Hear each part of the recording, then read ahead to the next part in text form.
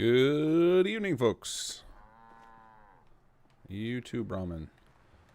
Alright, let's get, make sure the stream is up. I couldn't connect. I've been trying to connect for like 20 minutes.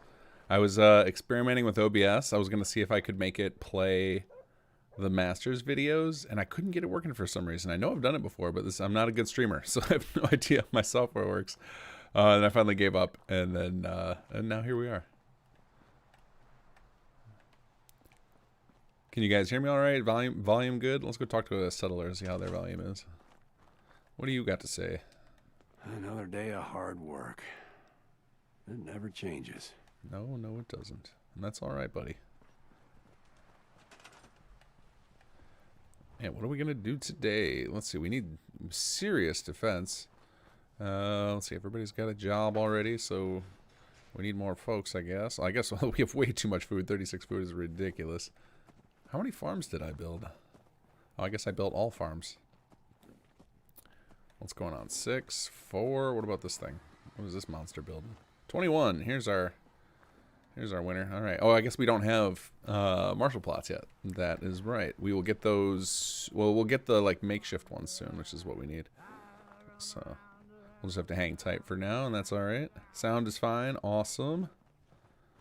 How's everybody doing tonight? Any fellow Midwesterners out there getting hammered by the blizzard from hell?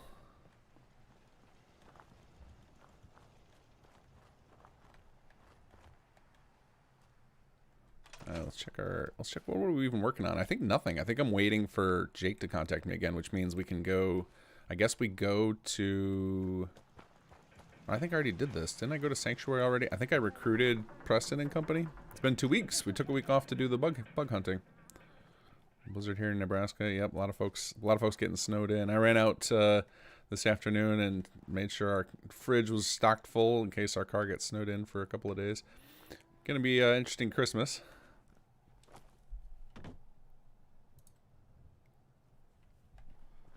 I know my sister was supposed to fly in on Friday. Probably not gonna happen now. Pretty sure they're gonna can her flight.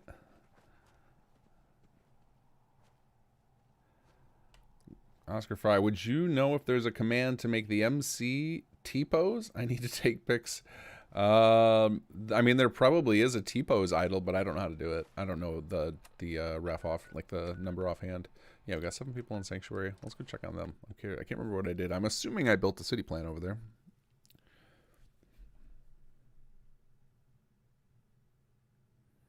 Just turning the AC on in the upside down.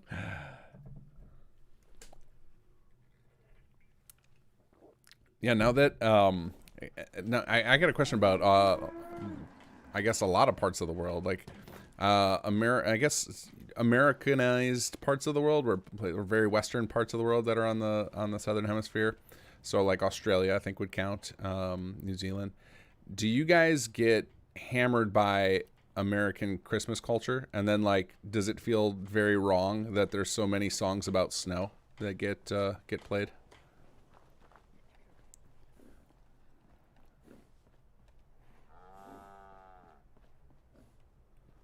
Let me see here. So yeah, this definitely looks like the ROTC city plan. So good. Hello, Carla. Huh? Hey, Carla. Sell me some stuff. Need to pick something up? Road's pretty long from here. Let's see what you got. You break it, you buy it. I want your ASAM sensors. Give them to me. You don't have any? Blasphemy. All right then. What am I using for equipment here? I don't think I've really settled into a weapon yet. I think I've been using just whatever I can get my hands on so far. Let's see. I think we're focusing on VATS on this character, right? Oh yeah, I've been pumping points into luck. Okay. Which means we want something heavy damage, because doing you know, little one-off shots of low damage weapons, even if they're fast, no good. Although, how does that work with, I mean, like, if you fire, I don't use VATS hardly ever. Like, I've never done a full VATS playthrough.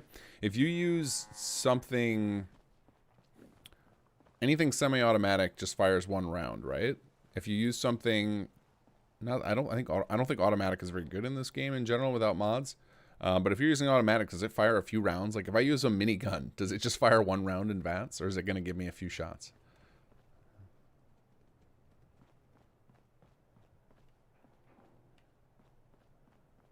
Winter songs are maddening. Yeah, that's what I think. It's like, 'cause I feel like it seems to me in my head 80% of Christmas songs are about snow, but maybe that's just my imagination just running wild with that, and that's actually not the case.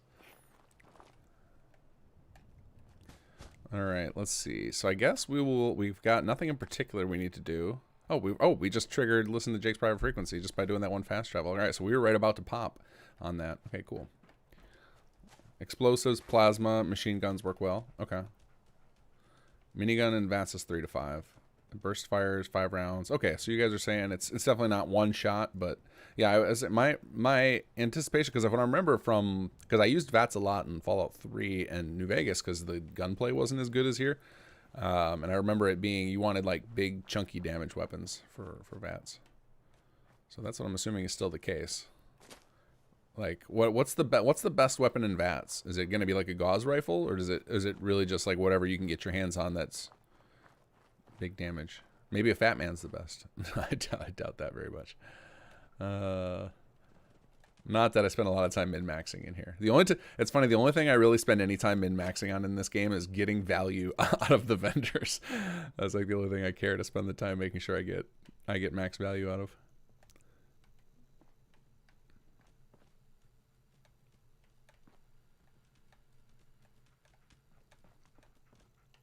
Don't mind me. I'm just kind of... See, it's funny. I try and wait till 9 o'clock to do any story stuff, but we're so early in this playthrough, I have nothing else to do in between, so I almost can't start early because of that.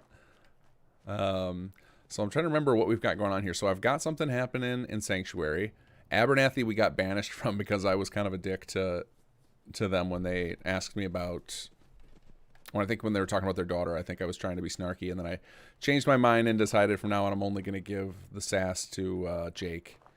So I guess that means we could do a Red Rocket City plan, because we don't have one here, and that'll give us 2 of the 3 instead of, so we're not risking the full triangle. I'll try that. I haven't done a Red Rocket City plan in a while. We'll do that while we're waiting. That's not a big enough deal. Although I'm going to need, let's say we need wood, screws, aluminum. Of course, aluminum pain in the butt to get. Screws also, I think. I think that's one of the ones you need a perk for that, right? So this is easier said than done. All right, so we'll do where's this tag for search? Tag for search. There we go. We'll try it. Like, I know I'm playing in cheaty mode here, but we'll at least give ourselves a little mission to go collect some junk while we're out there.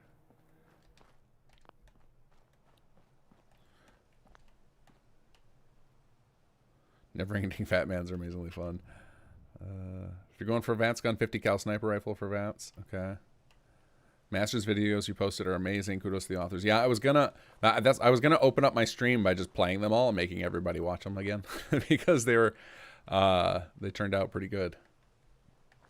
The city plans and they're nuts. Like the amount of work those guys put into them, every one of them, like just going into it.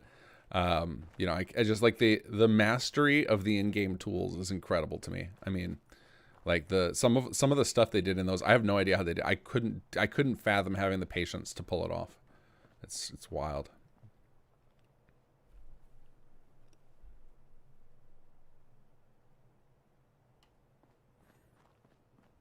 The baseball one, some people started giving comments of like, you know, it was a tearjerker, and I was like, oh, let me watch it again. Like, I didn't get that, and then I like actually focused on it, and I was like, oh yeah, that's pretty moving. Sent that over to the voice actress to say like, hey, like, you read these comments and check out this video. It's turned into quite the tearjerker. She was really happy to be a part of it.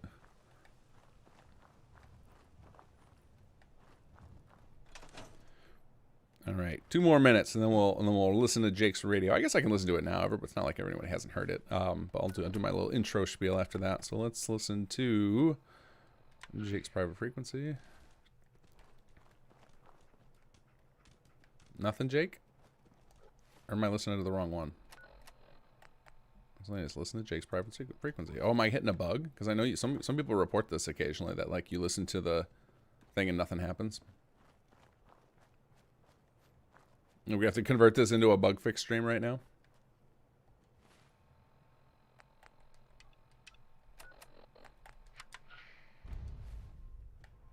Check in on Jake. Well, it triggered, even though I didn't hear anything.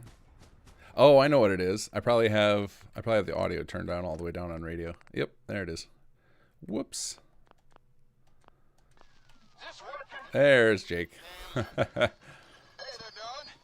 I hope you're receiving this. Bad transmitter? If you can hear this, come on back to the hardware store. Got some news on the I wonder how many people have reported that as a bug, not realizing they had their radio volume down. That would be hilarious. Oh, wait. I just got it. This has been a pre-recorded. Okay. All right, we're off. Well, 8:59. I'll give it the 20 seconds.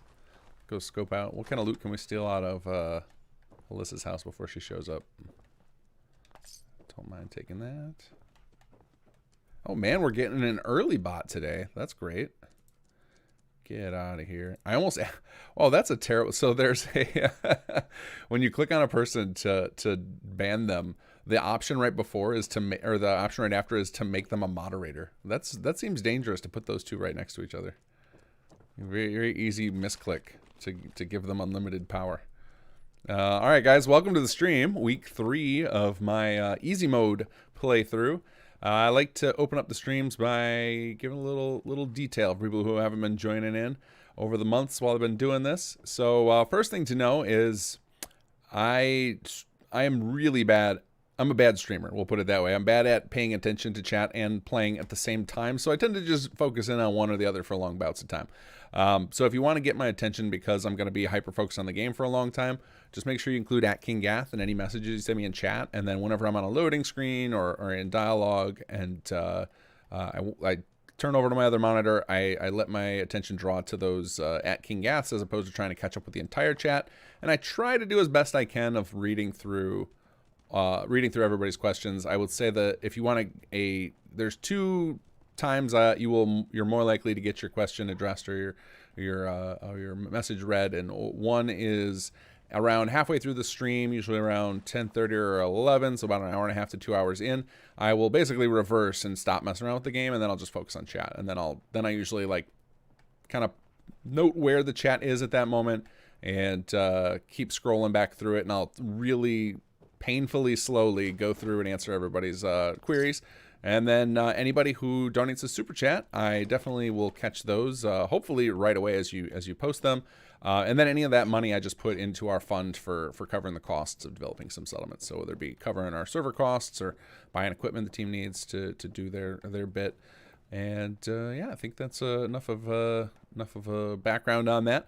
And as far as what we're doing in this stream, I'm basically playing Sim Settlements with all of the complexity options turned off. So I'm showing off what Sim Settlements 2 can play like for people who are a little more accustomed to the way SS1 played, which was pretty streamlined and focused on, all you have to do is just spam plots down or build city plans and you're good. And so there is a way to play SS2 like that, and that's kind of what I'm showcasing today. So we are doing quests and stuff because they give us a nice thing to focus on and kind of lead us along to touching a bunch of settlements. And then anytime I pop into a settlement, I'll build up city plans as well, so that we're doing more than that. I have no idea how long I'm gonna let this playthrough go. I just want to get to a bunch of different content and show you guys how it plays in easy mode. So all right, let's get on with it. Where's Edmund? Isn't he usually here by now, or did something go wrong? Howdy, darling. Good to see you again. Who was that again? Oh, did I just miss the You conversation? mean the fellow I was talking to? That's Edmund. Met him on the road from Olivia. Some kind of traveling preacher, I think. Nice guy. Helped me move the crate back here. Okay, we got to go see if Yes, Edmund's but we actually went there, away because I didn't to see him. I church, thought so it was always we set up to went repeat across this the road. conversation. Has anybody played this recently? Am I getting a bug, or is this like a known thing that he does this? How are things going? Not bad, not bad. As you can see by the crate, I managed to get the comm hub back. Although it wasn't easy, let me tell you. I've got the hub inside if you'd like to see it. I'll take a look. Sure. All right, follow me. Yeah, I'm thinking that something went wrong here, and poor Edmund is broken somehow. He's not dead, is he? No. There it is. Ain't she a beaut? Although sadly not ready for service just yet. In fact, People ask for audio to turn up. Let's see if I can turn it up any louder. Nope, it is. Oh, I guess I can just turn up the master all the way. All right, there we go.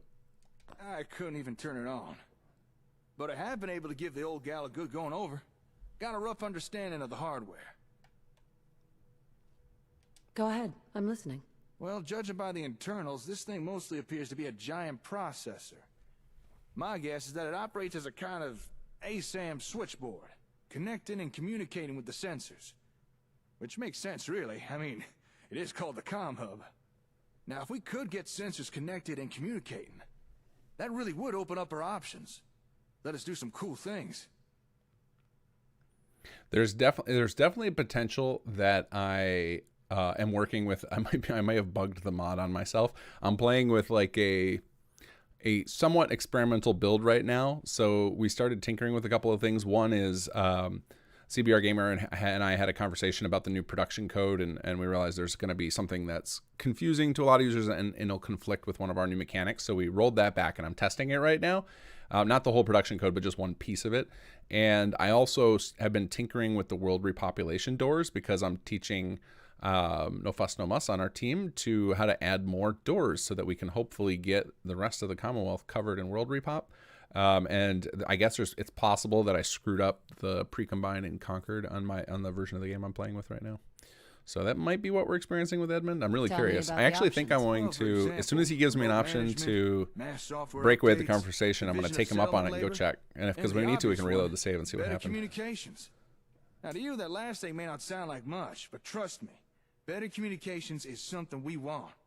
So I think it's in our best interest to get this comm hub running. Really begin to rebuild the Commonwealth.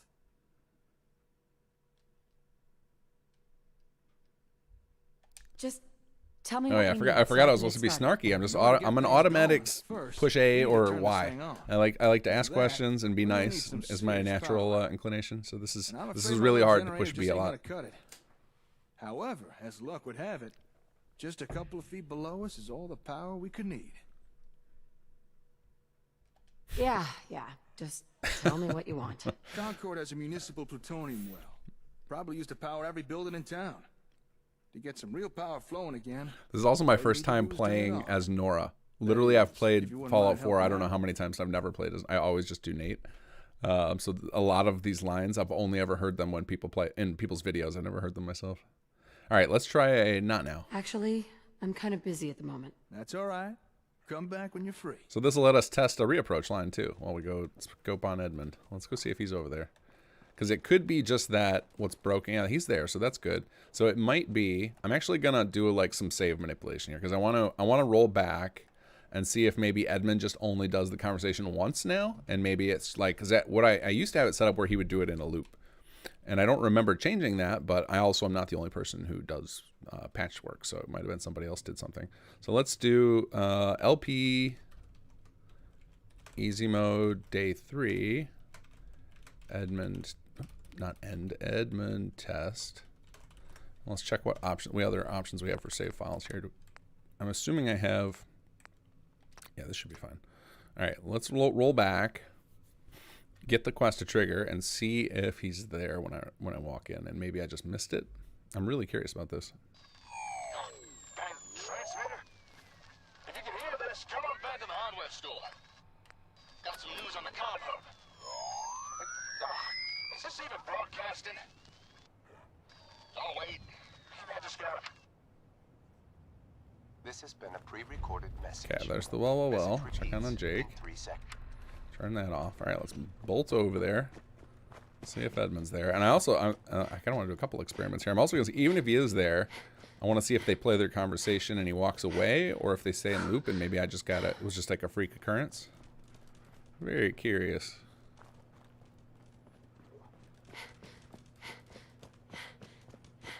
Or maybe it was that I was like, I'm assuming I put the repeat on some sort of range check to the player, and maybe because I was waffling around talking to you guys, and didn't get close enough. Maybe he broke free. Let's see. There's Jake. No sign of Edmund. So yeah, there's something funky going on. All right, let's bolt past him. Let's see if Edmund's just kind of chilling over here.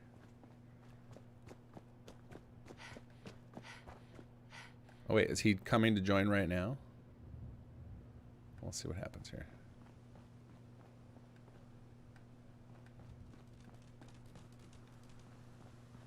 I wonder if I ran into, like, maybe I'm Red Rocket is close enough where all of this is loaded up, and maybe I have it set up where it doesn't teleport Edmund into place if it triggers when you're over there. I don't know. This is really interesting. But see, now he's going to join in the conversation, so I don't know what's going on there, but that's interesting. That's like a little... It's kind of a bug, but it's probably doing what it's supposed to. I probably just didn't consider that occasionally the player might listen to Jake's signal when they're right around the corner. May the Lord bless you for your kindness. Okay then. Well, just let me know if you need anything. All right, let's see if it loops still. Thanks again for helping with the crate. There it goes. Not at Okay. all, my So yeah, I think all it was is basically I probably have it set up where it doesn't teleport him Sure, why not? if the cell is loaded, and Edmund was just taking his sweet time May walking the over Lord here. bless you for your kindness. Hey, Okay then. Well, just All right. Well, we're not going to listen to that again. Let's go back through here. Interesting. Okay. So kind of a bug, but it's not. That's not the worst thing I've seen. At least despite Edmund not being there, like Jake just picked it up like a champion and went through with it. I like that they just dropped it right in the middle of the Deathclaw corpse. Too heavy to carry. Okay. All right. Let's see Excuse if me. the reapproach works. you ready to help with the power now? I'm on it. Do it yourself. I As good should have as said, done. I'm so bad at this, I being knew a you'd jerk. help. You'll have to discover a way into the old service tunnels running under Conqueror. Once you're down there, find something that looks like a big old generator. Do what you need to start it up, then head on back. Okay. Let's see, did we get all of our ASAM sensors last time? No, broken. We don't need that. I guess I can take some circuitry, sure. Alright, let's head on down to the plutonium well.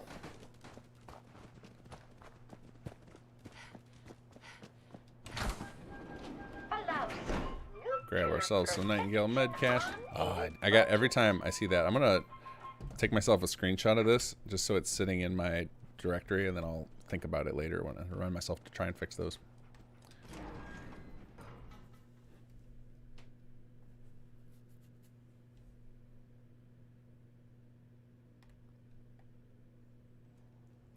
Oscar Fry, I have a question related to Conqueror. I have a mod that turns the top floors of Fallon's in Conquered into a player home with the entrance on the roof. Would that mess with SS2 in any way?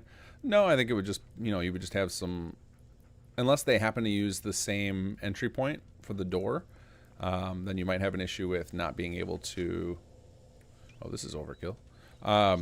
You might not be able to get into that cell or our cell, one or the other. Whoa! But yeah, it should, I don't think it'll be a problem. Worst, I mean, it won't be super immersive because we have like multiple stories in there, and then having a separate location you can enter is a little awkward, but that is the price we pay for having a lot of mods. Mike Cripps, thank you for the donation. Can't stay for the stream, 3 a.m. here, but here's a tiny bit towards the next, or towards the mod upkeep. Thanks, and good night. And good night to you as well. Thank you so much. Can you turn around there, Mr. Meyerlet, please? Thank you.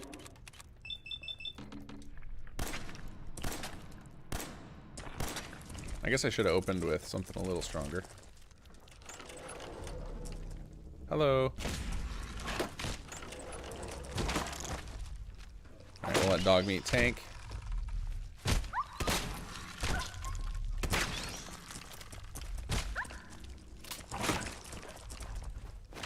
No, why do I keep hitting the wrong button for, there we go. Wrong button for VATS.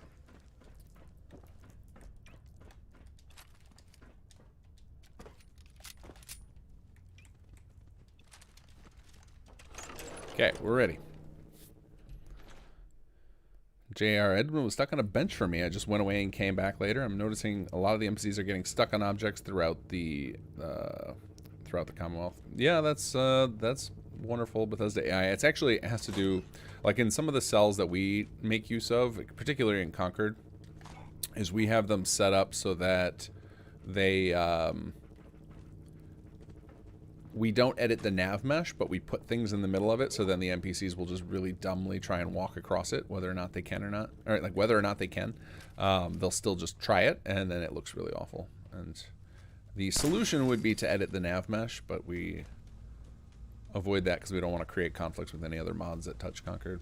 Nav mesh is like one of those tricky things, and for Skyrim and older Fallout game players, like, tend to be very nervous about mods that edit the nav mesh because that was a really common source of crashing in some of the older games. It's not quite as big a deal in Fallout 4, but still, I just don't want to go there. Whoa. Looks like frozen in time there. Jason Locrance, thank you for the donation. That Mirelurk armor is no joke. Yeah, you aren't kidding. Excuse me. I think I may have I've had a little too much coffee tonight. I can feel myself stumbling over my words over and over again. Secret jet stash. Thank you.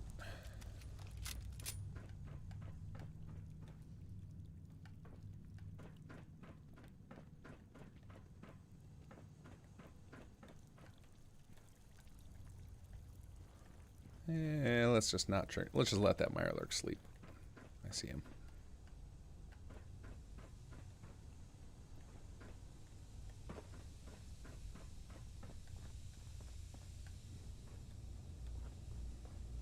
Okay, can we just shortcut this?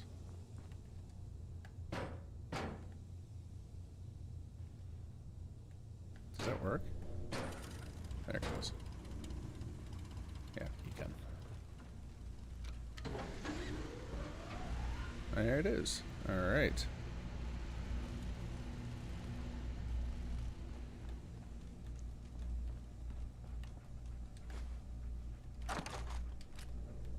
Is this stuff all garbage? No. Pipe bolt action sniper rifle. That sounds really cool, but it's no good. And we're just gonna take everything, I think, because I have the space right now, and we could use the money or the scrap. Although nothing's glowing. I guess when you are searching for scrap and a weapon can provide it, do the weapons glow, or do the chests that they're in glow, or do weapons not count toward that? And then, or is it only when you have the scrapper perk? I don't remember.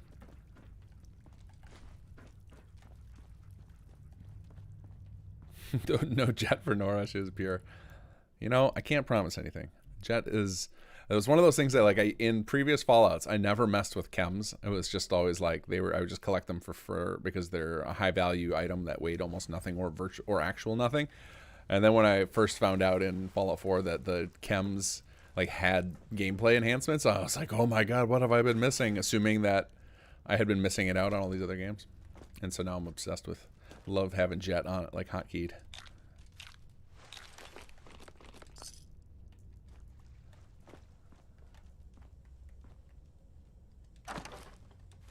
Okay, there was something tagged. Aluminum. Here we go.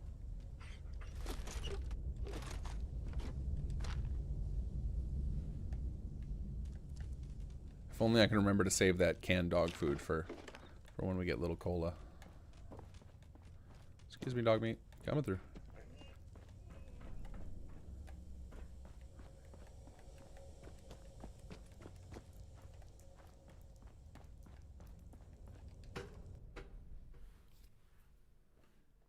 It's only on junk items? You don't think it's on weapons? Okay.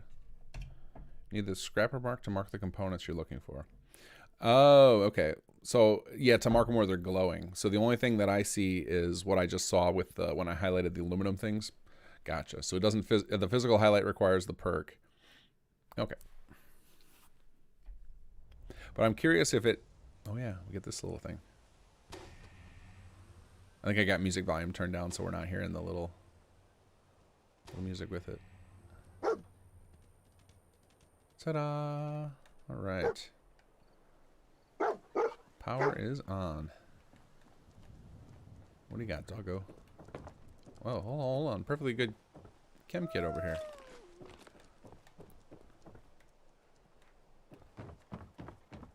Good find, boy. Okay, not messing around with lockpicking. Got no time for that. Alright, off to Jake we go.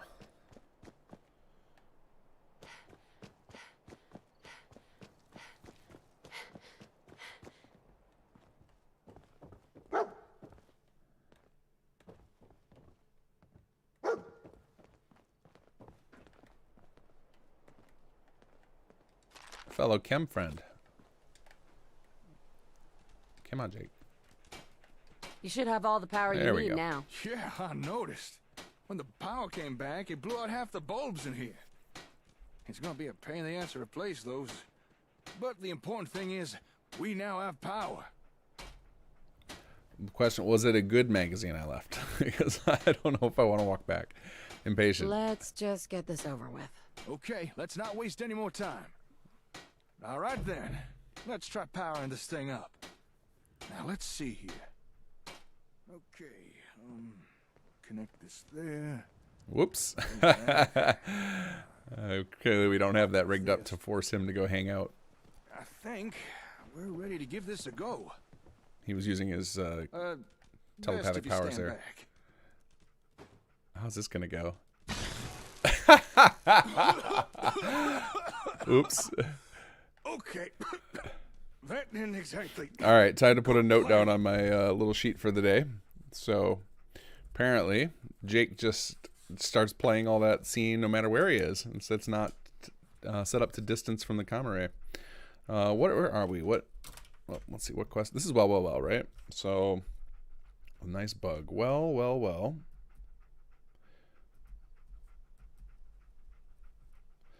Jake will play explosion scene away from common hub. Okay, on the list, I will look into it with these save files. Annoyed. You almost got us killed. Oh, don't be so over dramatic. Eyebrows usually grow back. To be honest, I was kind of worried this might happen. The hub's been sitting around unused for so long, and so many of its parts have degraded. Seems even with enough power, there's no getting around blowing out capacitors and pairs semiconductors. Still, it's worth a try. Waste of time. What a waste of time. Give me a day or two. Maybe I could swap out some of the busted parts, clean a few tubes. It might be enough. I know it may not seem like it, but this was a step forward. I find that very hard to believe. Hey, one step back, two steps forward. Oh, wait, before you go. Jake is so upbeat that no matter how much of a jerk I am, it's almost like becoming unbelievable that he's like this nice to me. There we go. Jury-rigged defense plot, just what we needed. After all the trouble we've had with raiders, I started wondering if ASAMs could offer a solution. Now, I've not had the time to put some together myself. Been too busy with the comm hub. But what you have there are instructions on how to jury-rig together a sort of defense plot. It's not very advanced, but should at least deter attacks from some of the small fry. Whatever it is, I hope it's reliable. Technically, it's just a creative use of an ASAM program. It's so funny to with me industrial plot. that Surik But put by all making these in the here. changes listed on that piece of paper, the ASAM should be able to guide someone to build something a little more defensive. After that, it's just a matter of basic maintenance by whomever was assigned to it. If you say so. I'm going to be busy with the comm hub for a while, so I won't have time to demonstrate. But I'm sure you'll be able to figure it out yourself. Thanks for your help today. I'll put out a radio message again when I've got news. Take care out there. All right. Jake just loves it up on this roof up here. We've talked about, that's like maybe we just need to just lock him to the lower floor. And since I don't think we even have him rigged up to ever actually use the bed anyway, he's just awake all the time. So at that point, we might as well keep him down there, and we get less jank like that. Well, one day we'll polish all the AI packages up. All right, so there we go. So that is the end of that quest. Let's go talk to Edmund here and see if his stuff works okay, since he had a little bit of an awkward intro the Blessed there. Father teaches us about love by giving us difficult people. And so the Blessed Fathers, the Holy Lords, now the Blessed Father. So the Blessed Father's light spoke through to the humbled man and said, what would he say? Oh, hello, my apologies. I seem to have lost track of where I was. I don't believe the two of us have formerly met. My name is Edmund Callum. I don't care. Okay, well, I don't think that the rest of our writers were so kind with their snarky responses about making sure that the character still responds positively. So pretty sure if I'm a jerk to everybody, we're just going to lose a lot of characters. What did you say? Ah, apologies. You stumbled upon me while I was reciting one of my sermons. Tell me, are you a religious sort? Well, we're about to find out, Yagi. It depends on the circumstances. Ah, I see. A few of your sort have come through before. People who consider faith a last resort. I'll tell you now so you won't need to learn it later. It requires a bit more effort than that. We can discuss this another time, perhaps. I must return to my duties. But before I let you go, Jake says you're the one to go to when things need doing, so to speak? I don't like running errands. No, nothing like that. I just wanted to officially touch base, since you're the de facto leader around here, even if you may not like to admit it.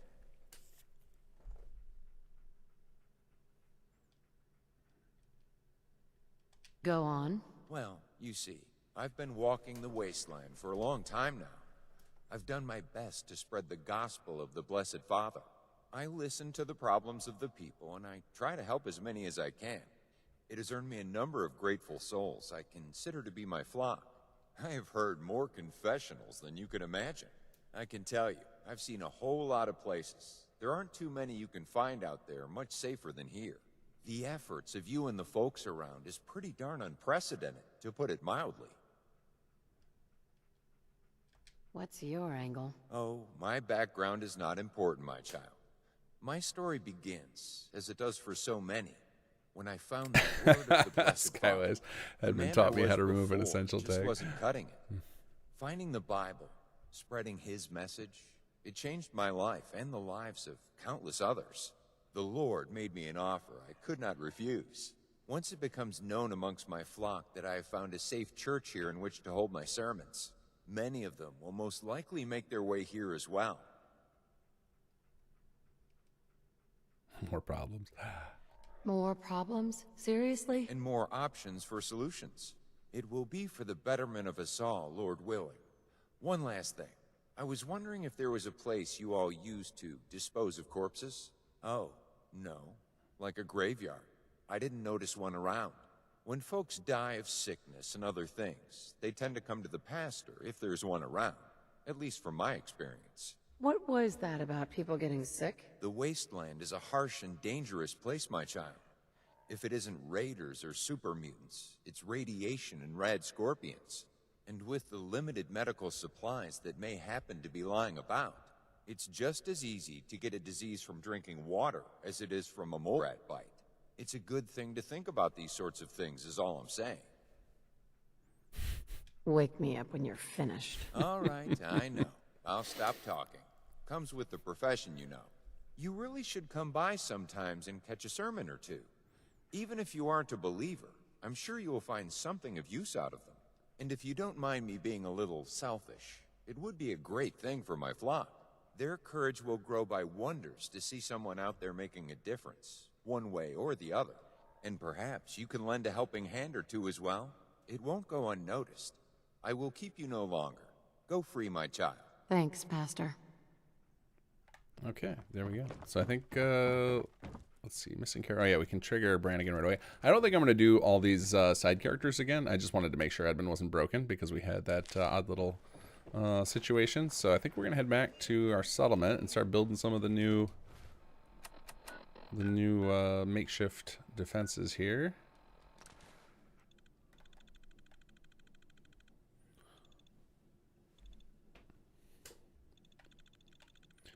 And then I got to see if I can get, I should actually see how much closer or if I'm even going to be able to get the scrapper perk, because I would love to. It's really nice to be able to scrap those extra weapons and get some decent stuff, but how far down is that? Oh yeah, that's way too far down when I'm playing a super low int build.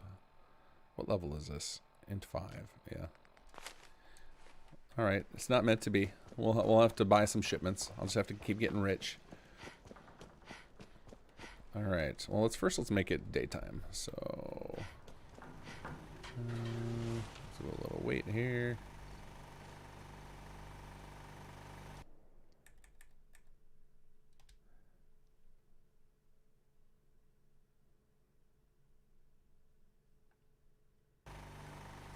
There we go.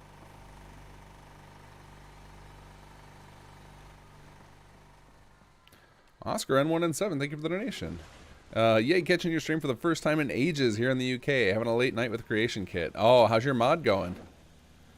Oscar N1N7 is working on, I think, one of those, what's going to turn out to be like a must-have quest mod. It looks really cool. All right, let's build some...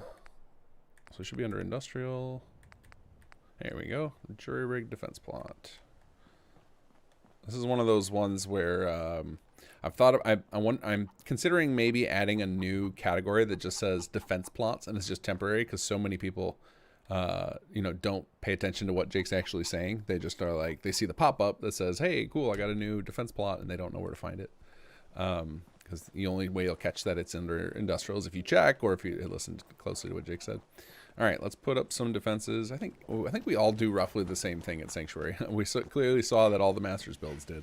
You know, it just feels natural to put some defenses right over here. Get a nice martial plot over here. Let this one hang off the edge a little bit.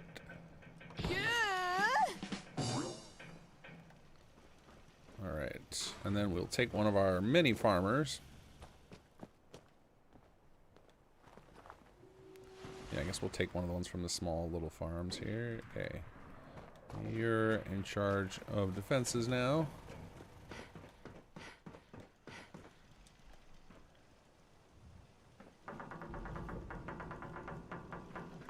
Now, I think when we did the city builder playthrough, the first playthrough of SS2 I did, I think I talked about one of the strategies you can do to kind of control your resources early on is to not power up all of your plots, because that will prevent them from leveling up, and that will reduce the amount of needs that they have.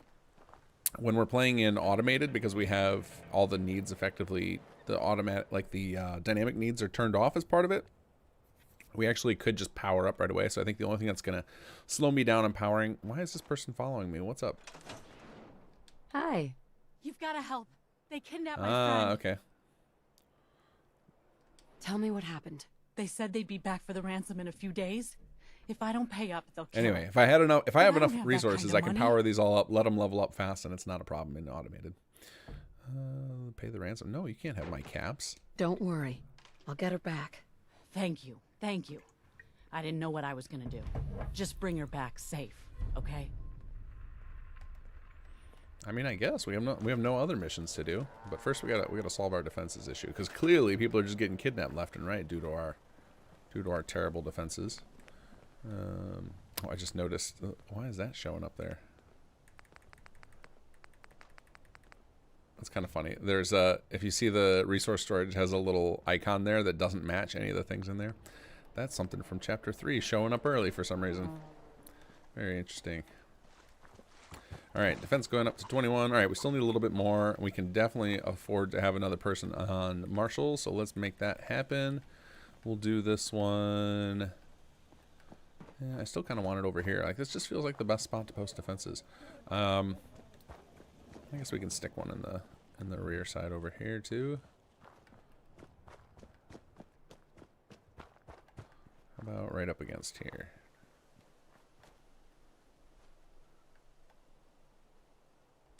That feels decent. All right, let's go grab another farmer and do some conscription. You are now in charge of this little thing.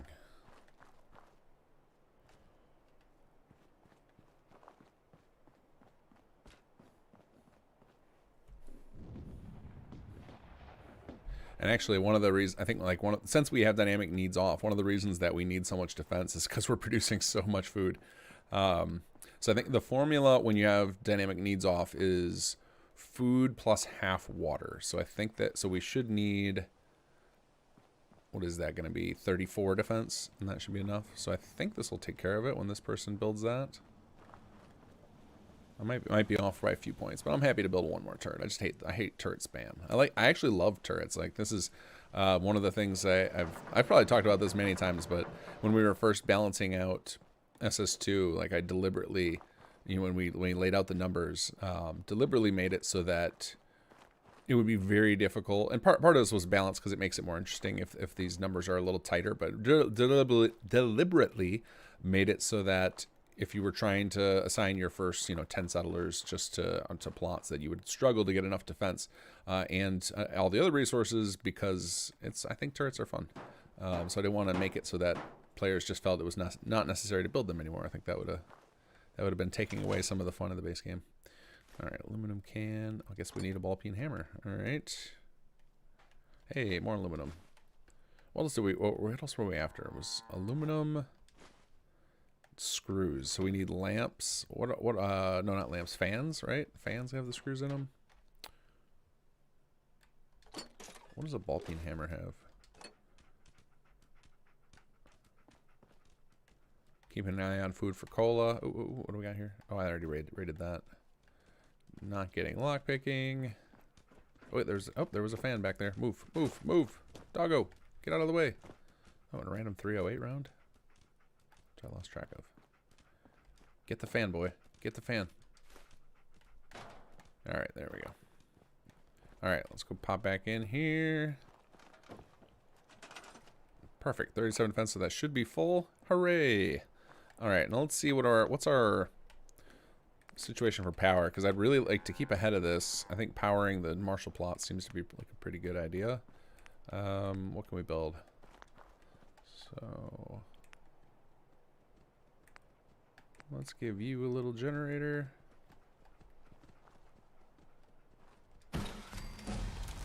Oh, level up off of that. I'll take it. All right, you get a generator. Let's go give your buddy a generator. I'll make sure those level up early.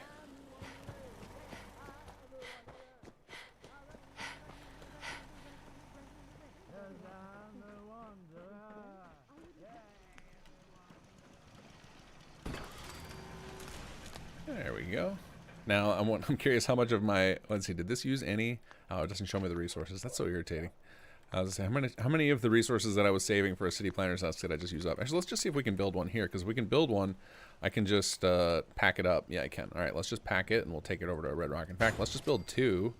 This is a feature I never remember to use, and we're going to go ahead and use it right now. So if you build a city planner's desk, you can go in here. You can also build this by, you can actually sit down at a city planner's desk and craft a packed desk, but you can also just build them and go to tools and do pack up desk, and it will, as soon as you exit, it will put the desk in your inventory, so you can go drop it at any settlement. So there we go. We'll do this one. Oops. Tools, pack up desk. So now we've got 2 desks ready to go to drop off at Red Rocket and whatever other settlement we want to build. All right, let's go to, let's make sure everything is good here. Do we have, I think we have an extra bed. We've got now 2 extra jobs.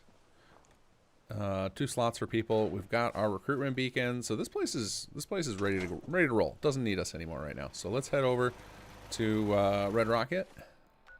We'll pop up a city plan right there. Nick Carter, it'd be interesting to see you build at either Boston Airport or Mechanist Slayer. Now, those are tough ones. Those are ones for people who love interior plots. I hate interior plots. They would not have made the cut to SS2 if you guys weren't such fervent supporters of them.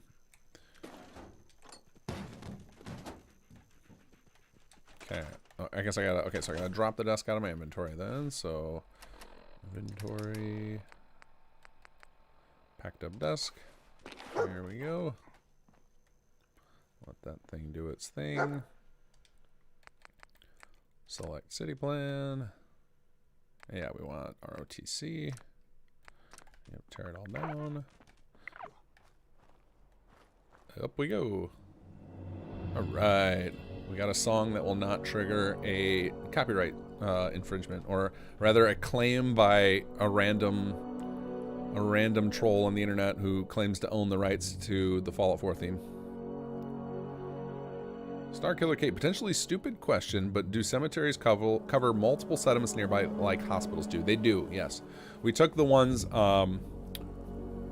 Yeah, the only one that's not, or that is exclusively local is sanitation. All the new ones that were added for Chapter 2 are regional. Because we knew people were going to really struggle to get enough coverage. And the benefits, particularly the cemetery, the benefits are very niche.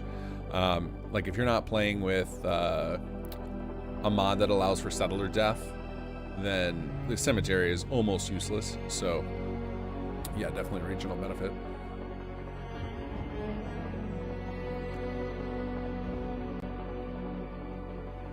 I can see a flaw in the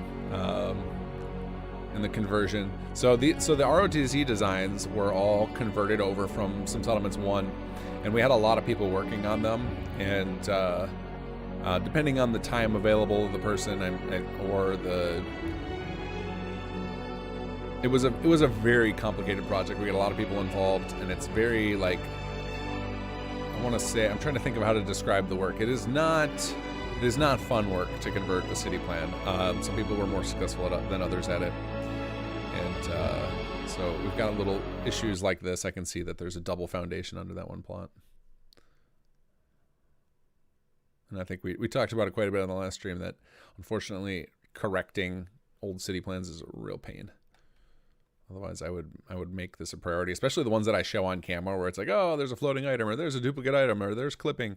Would love to be able to just put that on my list and go and take care of it. But just to like edit, like for example, I wanted to edit this city plan, just to remove this one could take me an hour or more, because like finding the details inside of it is not easy. We really just I need to create some Xedit scripts or something to make it easier to fix some of this stuff, because it could be interesting to be doing something like allow you to search by like item ID or by the coordinates and pluck those items out a little quicker.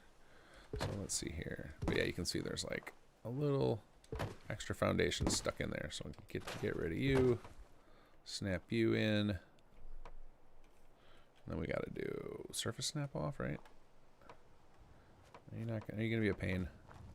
Actually, let me see here. Is this it is a foundation plot. That's why it does it, because it's a foundation plot. So I actually didn't need to do this. I could have just told it to get rid of its foundation, but that's all right. We'll just spawn a new one now after I scrap all this stuff.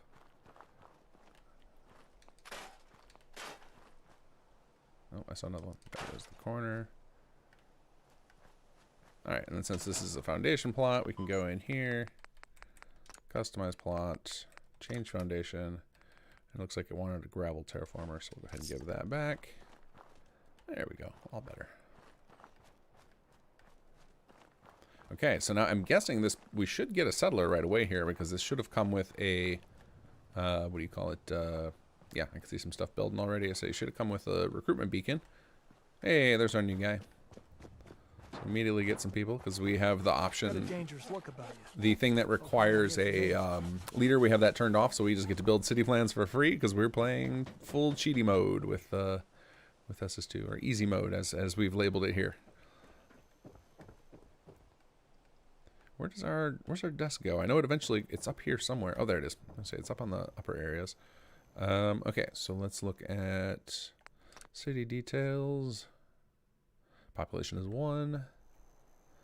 Pop in here. I want to see if the max, if I'm correctly running the right ROTC build that has the max population set up. I'm guessing that the scripts are pretty backed up right now, so we're probably not going to get a HUD update immediately. So let's exit out and give it a second. What I want to see is, so in the last ROTC patch, I think it's actually been one of, I don't know if I've done any before. That might have been the first SS2 ROTC patch. Updated all the settler counts so that they're closer. I don't know that they're perfect. They should be a lot closer to what's actually supported in each level of the design. So we should see our city plans all, especially because we're on easy mode, we should see all of ours level. The minimum time frame on each of them is 10 days to go from 0 to 1, 20 days from level 1 to 2, and 30 days from level 2 to 3. So doing these early ones, we should see a level up. We should see at least the first level up fairly quickly. Obviously, the level 3 takes a very long time, 60 days in game total to go from 0 to 3.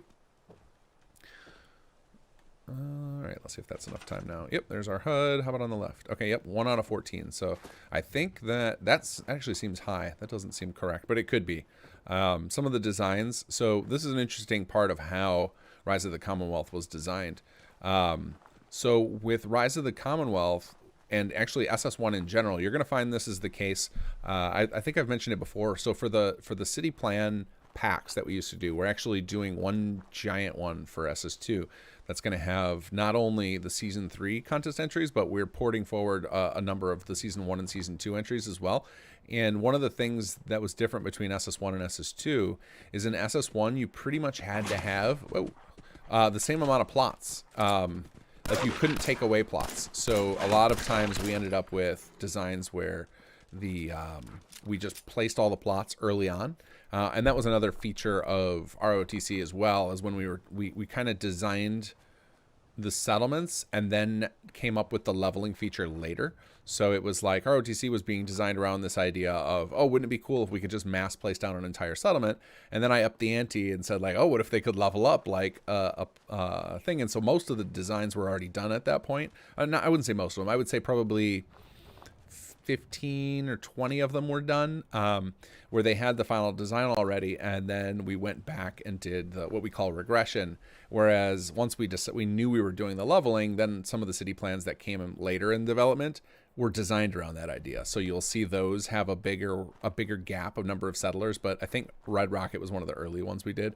And so a lot of those, since you couldn't just scrap plots between levels, I think this ended up with all the plots in right away, and then so they just level up along it, and it's just different design style, much different. So you'll see that a lot with ROTC is they tend to be very heavy in the number of settlers they can support at level 0 compared to most city plans that the people who enter the contest now will do. So that is a little more Let's have a rainbow star go over my head now.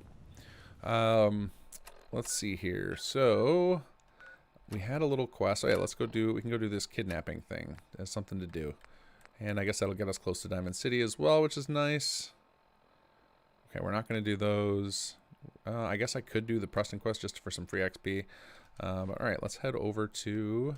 So we definitely want to get our way to Diamond City at some point. What's the quickest way to get here? I guess I gotta hoof it. I can go to Rocky Narrows is the closest place. Alright.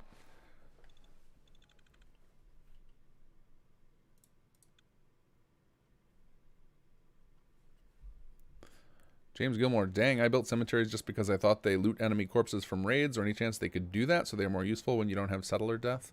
I actually don't know if they loot corpses for raids or not. I think that's one of those features that is on my to-do list for the 3.0 patch. So I think that is intended to happen, but I don't think it does right now. I could be wrong. Sometimes I've written so many literal hundreds of thousands of lines of code for SS2. I often forget some of the features. This is why, we got to have it all documented on the wiki because there's too much for me to remember.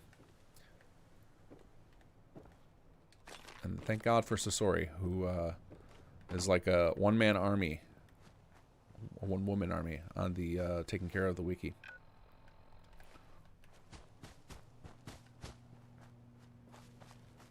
What is this over here? This doesn't look familiar. Is this the, this is like a scrapyard, right? Oh yeah, we have a quest in here later. So we'll come back when it's quest time. Oh, what's this? There's a settlement ahead. Oh yeah, Graygarden. Alright. Maybe we can get another city plan while we're over here. I don't remember how you get this one. Is this one of the this is one where you've got to go clear out that place down there, right? I think you got to go do a little dungeon quest for this.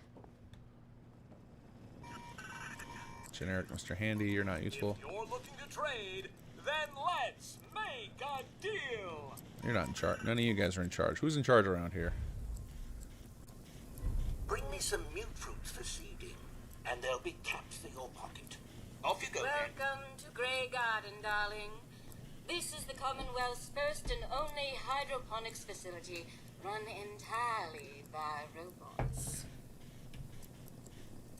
That's pretty ingenious. I bet you can work around the clock. Of course, darling. Our unique hierarchy allows for constant operation. You see, there are two kinds of robots here. The worker drones carry out labor and maintenance. We supervise. Oscar Fry, minor suggestion for SS2. Can you make it so the defense spot gives the worker a uniform related to the faction you joined? So we have it set up right now where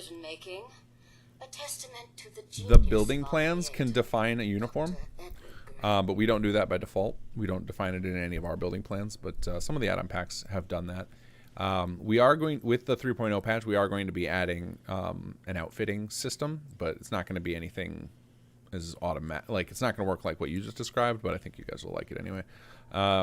And it has a lot of power and flexibility in how it works. So we'll eventually scratch that itch. I know that's one of those. It's one of those weird little things I assumed that we would have in the community long ago by just a random other mod, and we just don't for some reason. It's like a good dynamic outfitting mod for our settlers. Obviously, the man was brilliant to come up with something like this. I could hardly have said it better myself, darling. Robotics and artificial intelligence were our creator's great passions, rivaled only by his love of television. Perhaps you've noticed that I possess a rather singular personality, as do the other supervisors. Well, it's definitely unique. Sort of hard to miss. I'll take that as a compliment, darling. After all, the last thing any woman wants to be is ordinary. A few other things you should know. Talk to Green if you need supplies. If it's caps you require, Brown might have a few odd jobs. There's one other thing. A question, really. Tell me, darling, what do you think of the water around here? It's fine. It's awful. Isn't it, though? Pressure's down, radiation is up. Why, it's practically toxic. Just think what it must be doing to my skin. This will never do. I don't mean to impose, darling, but perhaps you could lend us a hand. All right. Marvelous. Simply marvelous. I guess I should be asking for a reward, although I think I'm a non-charisma build for once. Like this build is like the antithesis of me in the way I play. Like I'm doing luck, VATS, no charisma. I'm being mean to everybody. This is a real hard build for me to play, guys. I'm sure I can come up with something for you. Did I not get it? Oh, there it goes. There's the quest. All right, another quest we can do. Got some options here. All right, but let's stay the course. I'm really good at getting distracted. Let's try and actually follow through with what we set out to do. We are on a way to rescue a settler. Because I think eventually they get killed, right? And you fail those quests. They don't just wait around forever.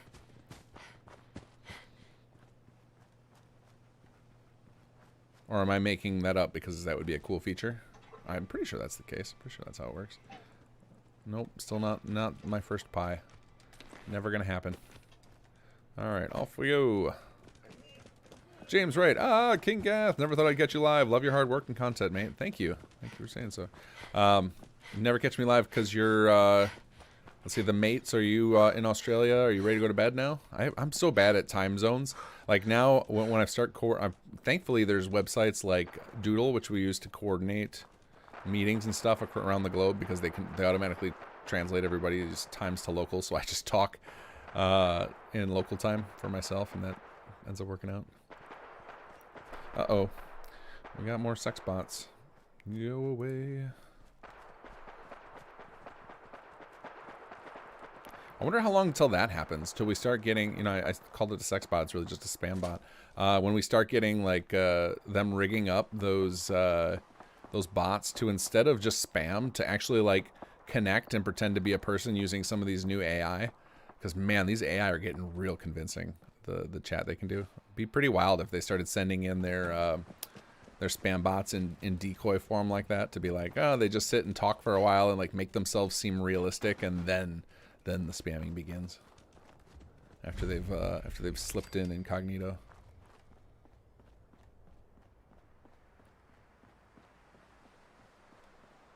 Writing an episode of Black Mirror in real time. Is that show still going? Are they still making new seasons of that?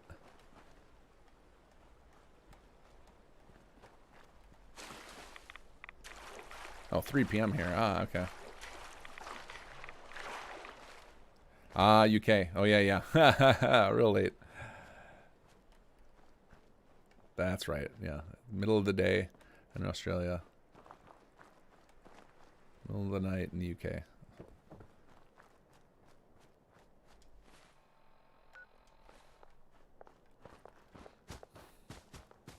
It's really hard to judge where somebody is from lingo alone anymore, because there's like, especially with internet culture, it's like people from all over the world now use kind of slang and stuff that you would expect from certain parts of the world, so you just never know anymore.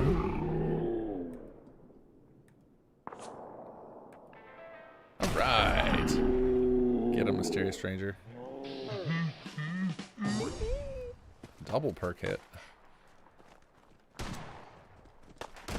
What are you guys fighting with?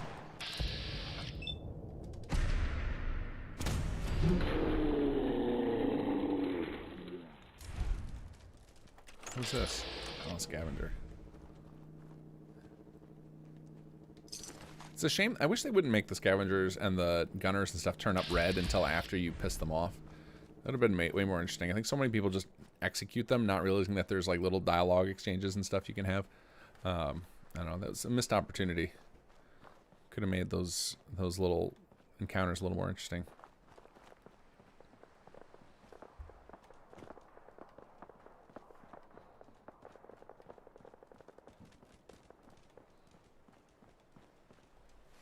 Alright, I think we're, yep, here we go. We're going the right way. It's right over by Hangman's Alley. Where did you find an enemy? I don't see an enemy. I hear an enemy. No, we're going to leave them alone.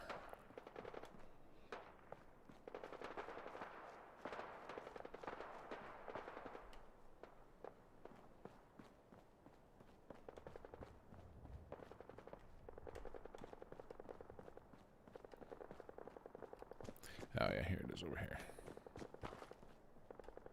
You got any loot for me, anybody? There's somebody. Hey, bud.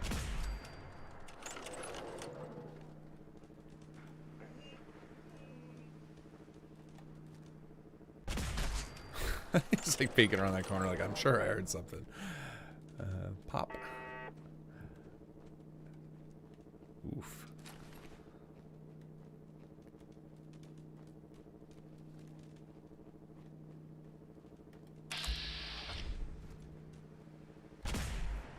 Oh, not quite.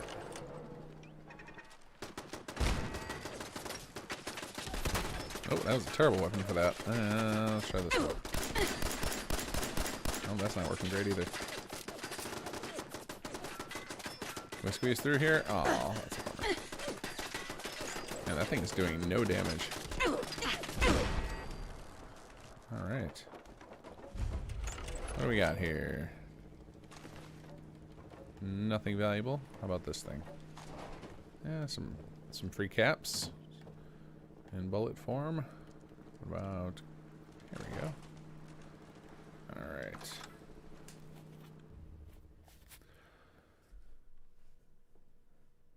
That was a good Someone one. there? Have any more stories like that? Oh, what the heck? Oh, there they go. I was like, did that person just disappear?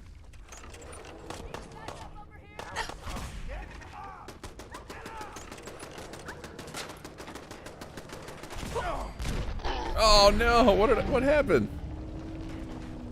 Oh, lost a leg. Well, we can see where I last autosaved. Must have been a mine or something in there. Do you have any more stories like Oh, that? okay. Motherfucker! Oh, all right. Well, somebody else blew the bomb off that time.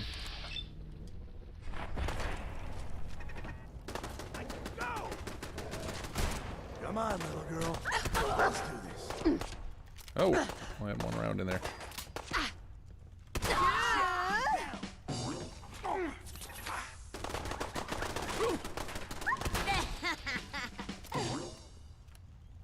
Doggo.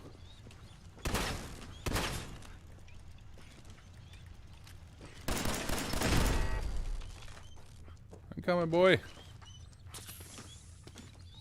Think you can win this, huh? Actually, is dog meter a boy or a girl? I can't remember.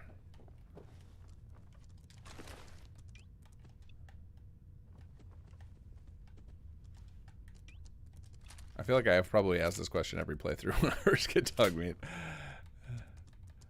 I'm a very good Fallout Playing fan. games with me, huh? All right, let's find the rest of these scumbags.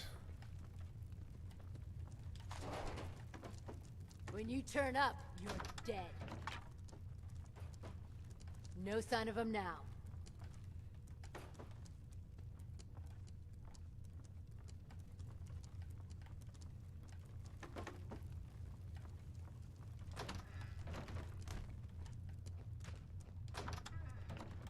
Anybody home? What? The hell was that? Oh, bad shot, bad shot. I'm blind. Oh. I'm blind.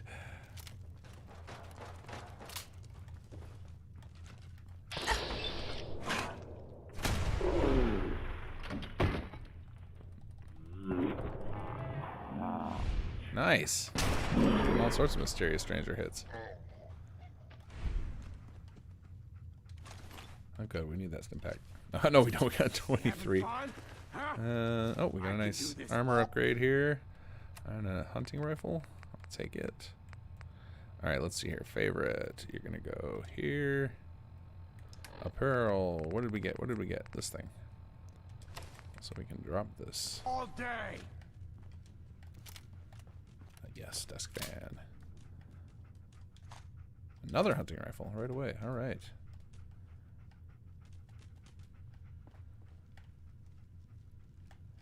More dusk fans. Look at all these upgrades. This is great. Get you out of here. Oh, a typewriter. Who said that? Come here.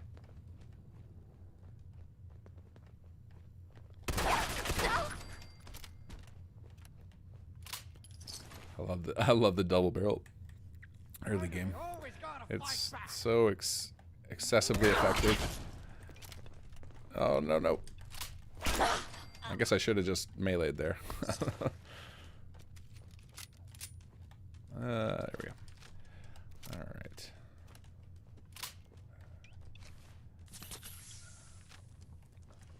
Hey, bud. Oh, holy cow. Oh, the physics on that, ridiculous.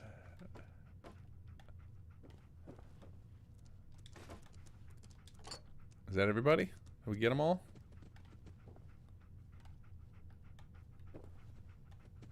Unlock master. Alright, where's the key hiding? There's always a key. Hey, look at this. Unarmed and melee attacks. Permanent plus 5% damage. Okay. Where is the key hiding in here? Or is this one of those rare places where you actually got to come back and do a master pick?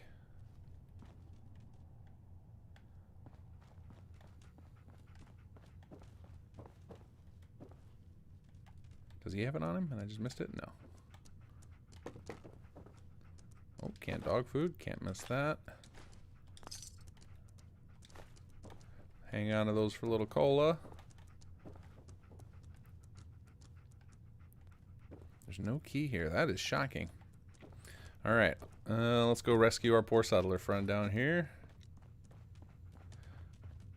See if I can spin around fast enough to get everybody sick, though.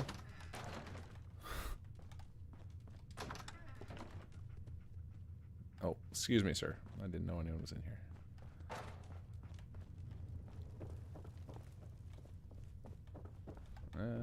This way? Ah, here we are. Nope, guess I got a lockpick.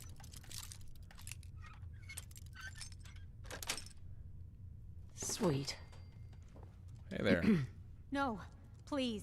You've got to help me. Don't worry. I'm here to rescue you. Oh my god. Thank you. Let's go. Okay. You just go ahead. Oh, stealth way. That's one of those things I never remember to use. End up just selling them or with a pile of 40 of them at the end of the game.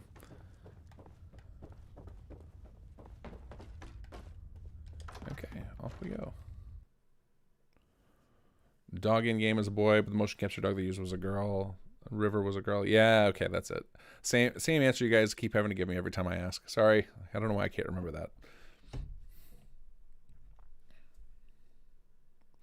Sin Cyprian, will you introduce the Gek from the old Fallout as an aside to the ASAMs, a little nod or tie-in?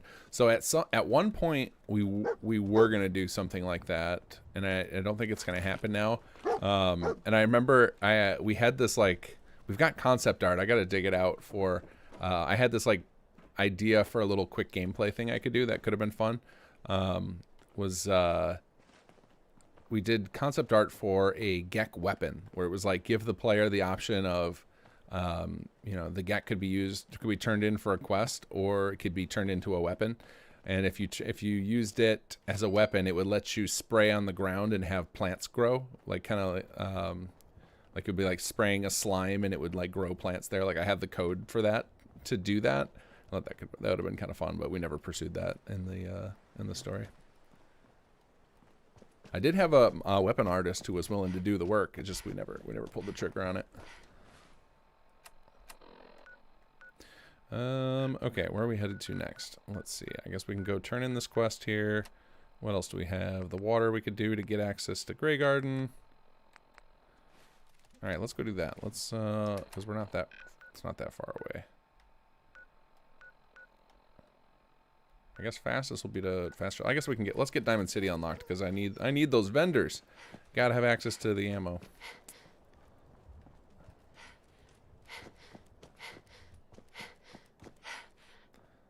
Sean, is it safe to skip ahead to season 2 if you had to start a new game? Skip to where I left off. I think you mean chapter 2, and I mean, yeah, if you want to do that we have the cheat commands in for that. I know there are, people have reported there's like a few quirks with skipping ahead, but I use it frequently for testing things, and I haven't had any issues I'd be consider game breaking. I think those tend to get caught. There's a little, like, I know somebody mentioned last week that you don't get the quest objective to go meet the Super Mutant little squad in West Everett if you do the quest skipping. I had no choice.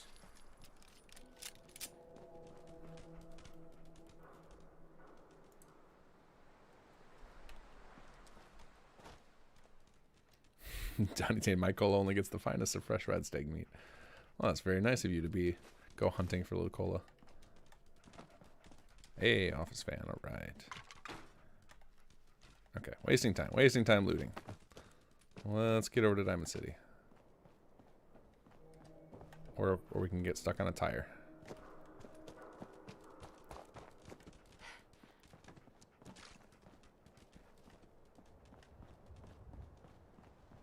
Wait, what is that? Sorry, can't help myself. I've got to investigate. Could be valuable desk fans over here. Nope, not so much.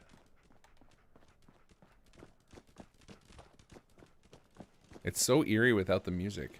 I gotta turn on the music. It's just weird to not have anything. I just want just a little bit of background music. There we go. That feels better.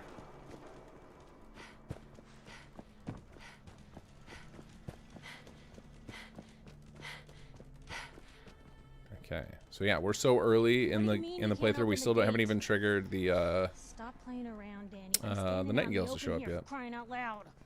I got orders not to let you in, Miss Piper. I'm sorry. I'm just doing my job. Ooh, just doing your job. Protecting Diamond City means keeping me out, is that it? Oh, look, it's the scary reporter. I'm sorry, but Mayor McDonough's really steamed, Piper. Saying that article you wrote was all lies. The whole city's in a tizzy. Ugh.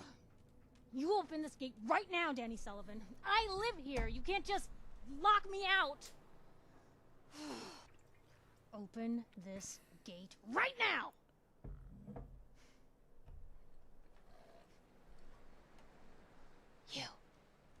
You want into Diamond City, right?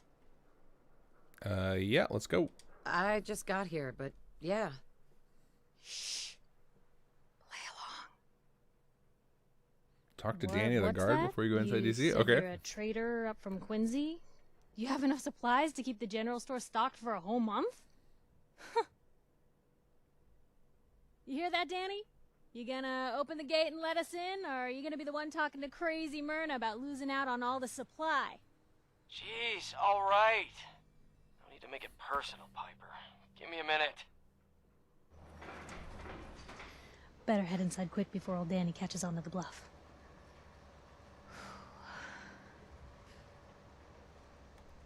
Okay, come on. Here we go. Sounds good. Let's go. Another great day in Diamond City. Piper, who let you back inside? I told Sullivan to keep that gate shut. You devious. I'm curious how this works if I just stand over here. The level of dishonesty in that paper of yours. I'll have that printer scrapped for parts. Did they just wait for me to join? Ooh, that a statement, Mr. No. McDonough? Tired You're Sullivan, mayor right? Shuts down the So, press. you're that traitor. Why don't we ask Oh, the no, newcomer? they pulled me in. You I was support like, the did they let me news? dodge The the mayor's conversation? threatening to throw free I know I speech could in the just bolt dumpster. past them, but... Am I right? Oh, look at this. I broke the game. I broke the vanilla quest system because I'm in 2 conversations at once. Alright, we'll come over and get you guys all finished. Mayor McDonough. I have somewhere to be. Sorry. Piper. I'll talk more once I get settled in. Yep, broke that conversation. Hey, Sullivan. Oh, let's try this again. So, you're that traitor Piper was talking about. Something tells me she's pulled the wool over my eyes again. Am I right?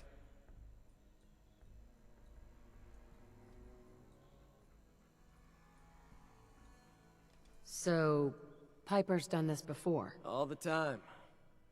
Thing is, sometimes she's bluffing, and sometimes I see you guys there talking really about is the a group animation. of So, 50 from what raiders I've just over found, the it hills seems like they screaming for blood. basically So I usually mocapped just let her in. the main Not quest, this time, though.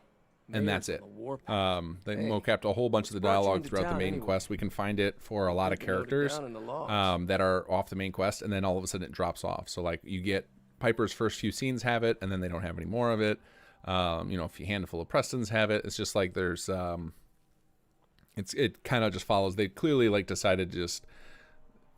I think somebody said it's too much effort. I think, yeah, that's probably what they figured out. Like, mocapping every single performance for every single voice line. Because gotta there's, speak up. you know, like 100,000 voice lines in this game. So I think they opted for, all right, we'll just do the main quest, and that's enough.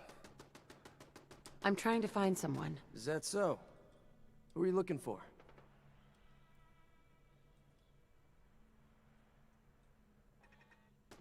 Well, who would I talk to about finding a missing person? Oh, look, I'm sorry, but we're under orders not to get involved in missing person cases.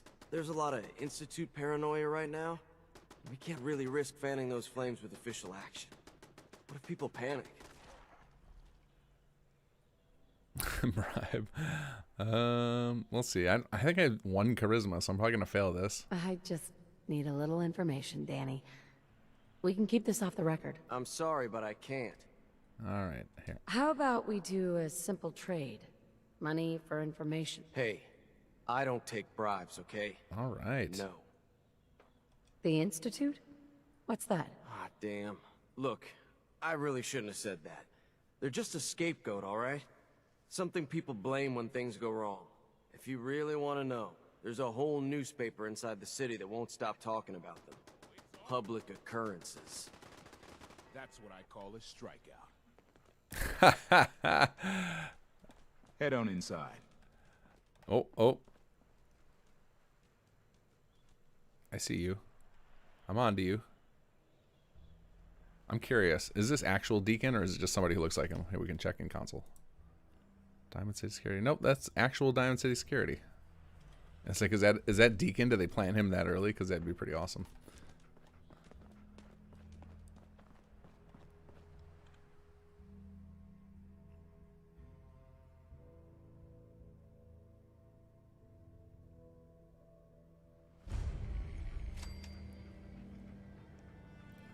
So we just pretend it's Deacon, because according to the console, it is not his record.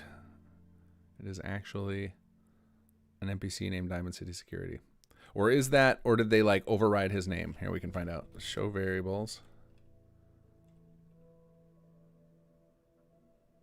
Show quest variable.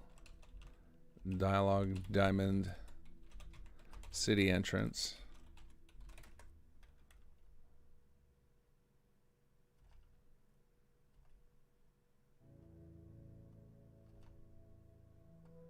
don't see him. Let's see here. Ungroup properties, Diamond. I don't see his ID in there. I think it's just generic Diamond City security. Is that if people already confirmed that it is him? Like, I can go on the CK and do it. I kind of am tempted to because I'm just really curious if they planted him. Let's see. So base ID is 1A041A. Let's check. I probably have the CK open. Yeah. All right, we're gonna look this up because I want confirmation here. Did they actually go to all the trouble to rename him? So let's actually we can just look up Deacon. Let's see what his ID is. Companion Deacon. Deacon at Diamond City. Ah, okay. So they have.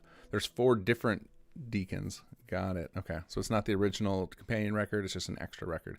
Very interesting.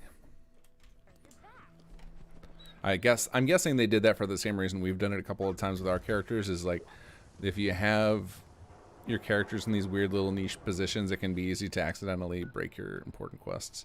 Hey, kiddo. How are the paper sales? All right. Well, we came for the market, and that is what we need here. Let's see. Diamond City Surplus is There's Percy. Everyone else may be closed, but Diamond City Surplus is open 24 hours a day.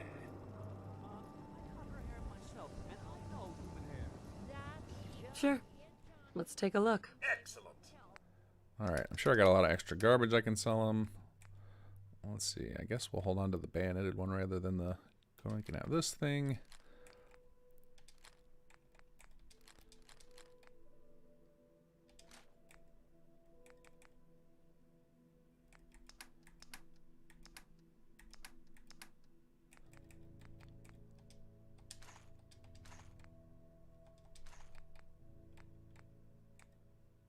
All right, and now what are we using? What is it? Fusion cells that the Oh wait, he had some ASAM sensors. Huh.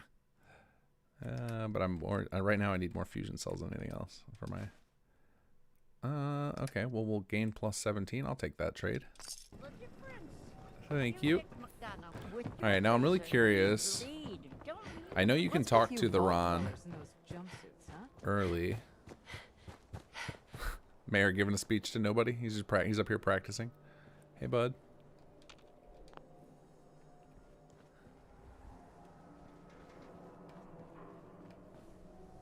Oh wait. Oh, the people are coming running. Quick, everybody. Everybody, I need everyone's attention. I would like to address the subject that is on everyone's mind. And that is the disgusting article Piper. You're in time for the barter minigame, where King Gath tries to get all the caps. 150 years. For no reason other than a love of hoarding. 2 things. First is the great green guardian behind me, the wall, our protector and our savior from the filth of the outside. And second is our faith and trust in each other. The faith and trust that has given us prosperity, security, and education for every citizen. And while the paper might point their fingers at synths and other ghost stories to drive us apart, we will not betray this sacred trust. Now, I want everyone to hear these next words very carefully. I am not a synth. I am the same flesh and blood boy who grew up on these streets, who was born in a shack just down the waterfront to Martha and Patrick McDonough. And I will not abandon my city due to the heinous allegations of the press. God bless this city. God bless the wall. He's so full of shit. Okay, so this scene, I want to go look this up. I was curious. I haven't watched this scene in a long time. Of like, is that clapping? Did they just? It sounds like they just force played it. It clearly wasn't coming from the settlers, but I'm curious how they have that set up. You read the paper? Damn sense. Hiding among us. Don't bother, pal. I ain't seen nothing. Saw security cleaning out. What do you got to say now? Enjoy your stay in Diamond City. Now, excuse me. Okay. Oh yeah, the guy wants us to get some paint. We're not doing that. Let's go talk to the Ron early. Make sure this doesn't break.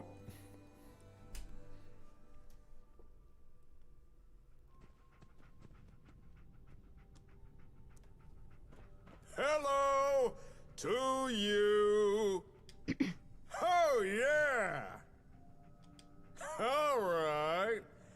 What's the word?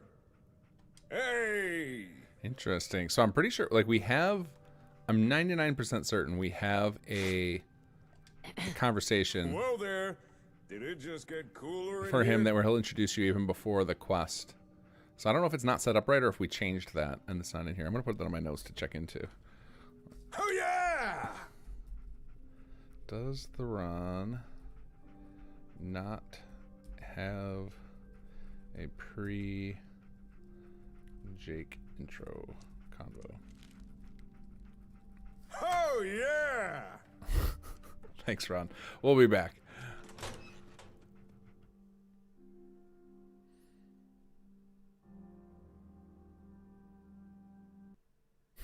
Yeah, if you need a morale boost, go hang out in the Ron's office for a while, let him play his idols. He'll tell you how awesome you are for a while. Okay, so let's head back to our... Okay, what's going on here?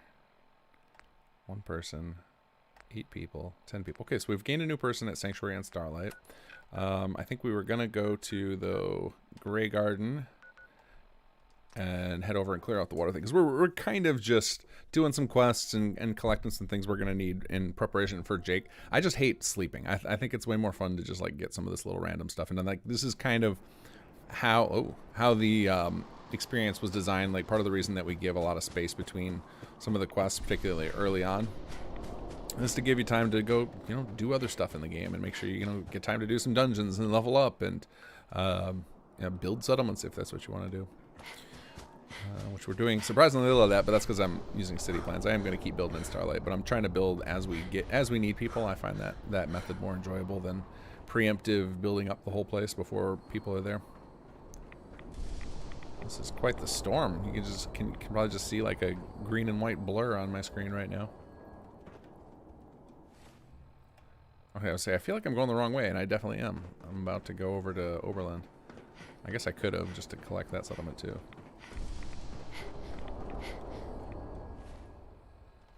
I want to go this way.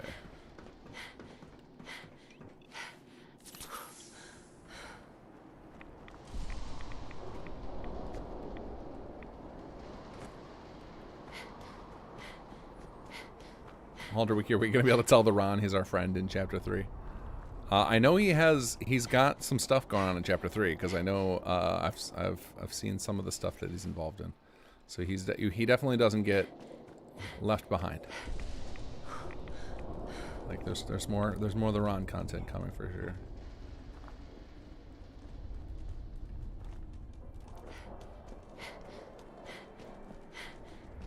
When is the Ron getting finger guns? I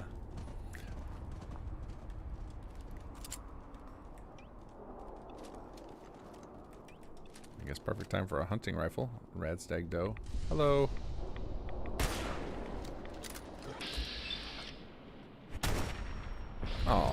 Oh, got him. What was that sound? Oh, that was I was in slow-mo and that was the sound of the thing dying. Oh, I think there's a bunch of super mutants over there. Let's give them a... Oh no, that's where we're supposed to head, right? Yeah, I gotta clear out them from the water treatment plant. Alright. Yeah, the Ron needs finger guns, and I also stand by that. I think what should have happened in Chapter 2 is after you leave him, the next time you see him, I think he should be bedridden with a cast for the whole of Chapter 2. I think that's what we should have done. But alas, it was not to be. Oh god. If only I had some jet ready to go there. Where is that suicider?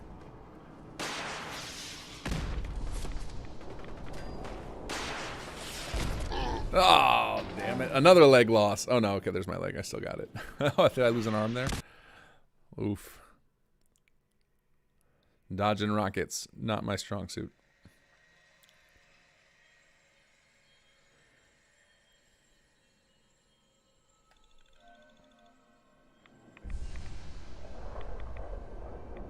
Okay. Well, we didn't really lose much. All right, there we go. We just lost our red stag doe kill.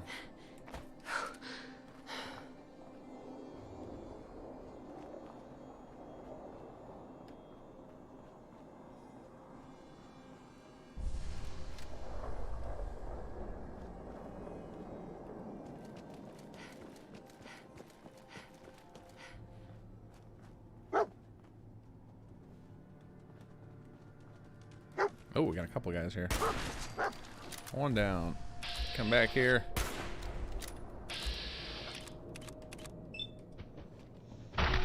Stop running. There we go. We need the meat for the cooking. I never do.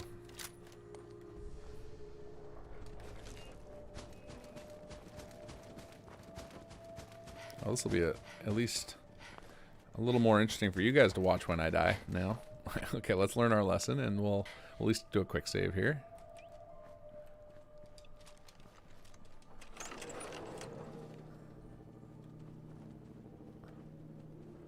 Maybe this is where we should actually use a stealth boy.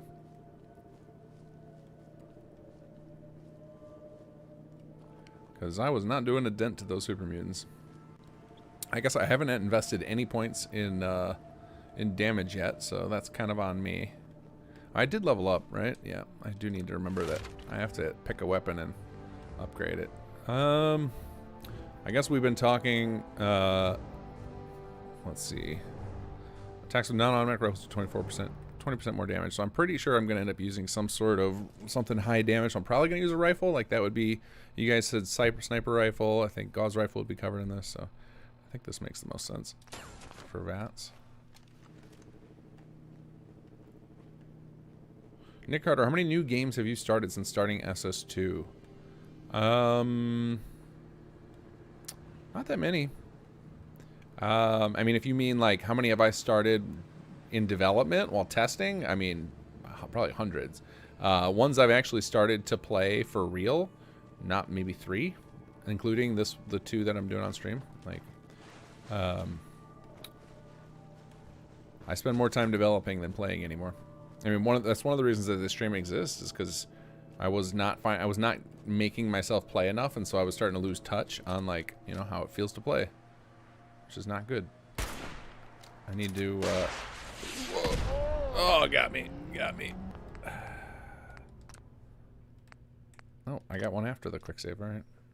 I want to make sure I kind of keep my toe in the water so I remember what it feels like to play, because then it makes me focus more on like the moment to moment stuff when I'm setting up gameplay. You know, to remember that it's got to feel good in the, you know, it can't, like one of the ways that, I don't know if I think this is how most developers do it, is we kind of rapidly put together, well, yeah, it's rapid prototyping. We put together like a prototype of like what something needs to do, and it's just kind of high level concept. And then from there it tends to be focused on, okay, well, we need to build out the functionality so the thing does what you want it to.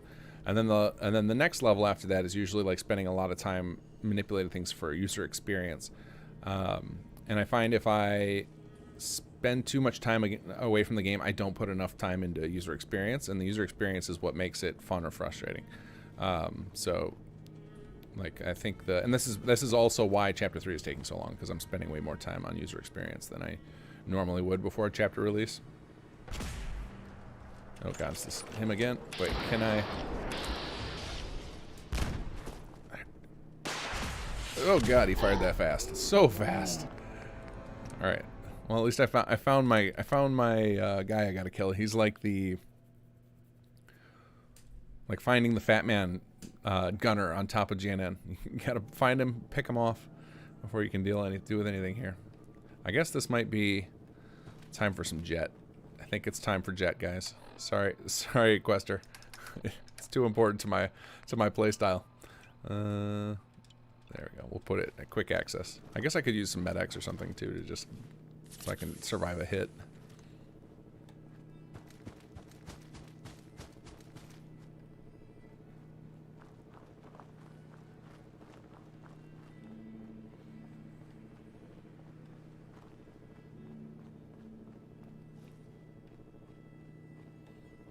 All right, let's see if we can find him.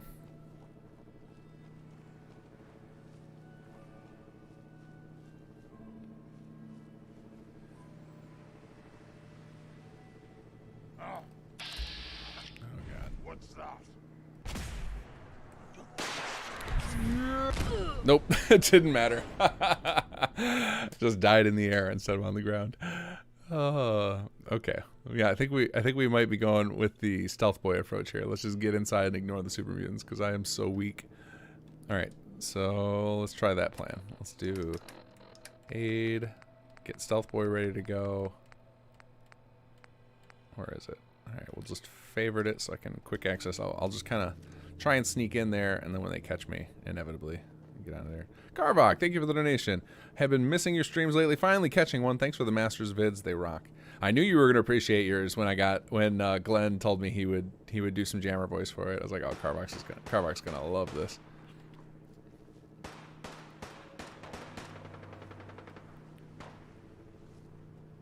Yeah, it was fun dusting off my video editing skills again to work on Masters vids. Oh god, got my head. Oh. Oof, this is gonna be harder than I thought. Been a while since we've had a King Gath death montage. We used to get them all the time in Conqueror.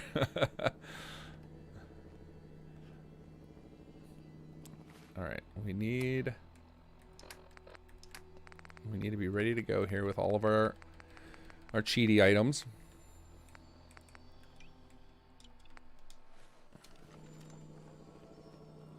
Okay, a good path would help too.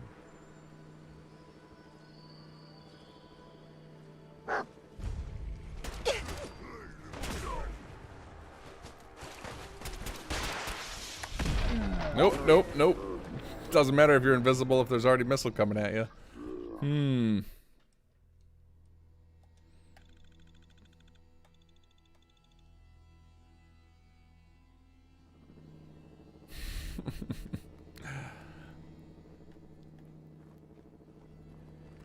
Yeah, we haven't discussed how we're gonna do the edited versions of this stream, but it is feeling like a death montage needs to come back. Some of them would be crazy too. I mean, because the montages would be, you know, me playing for, like, I'd play for way longer than I do on stream, and we'd edit down from that. So there were literally somewhere it'd be like 30 deaths before I got past an encounter. All right. Okay, we're gonna try this. This is not working the whole run-in thing, so we're gonna have to try it this way. Where's my stealth boy? Just use it right away. Try this.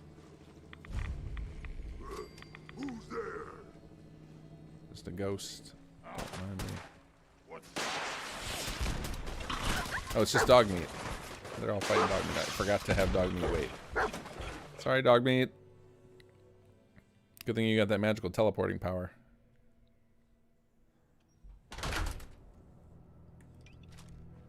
Let's see, did he make it? We're just gonna pretend he made it. I wouldn't feel good if he got killed out there.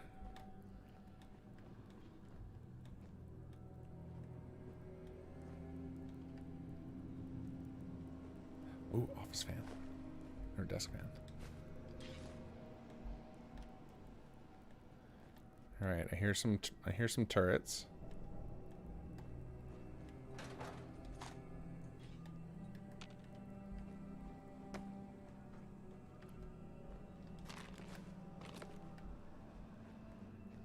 Ooh, some drugs in the trash can.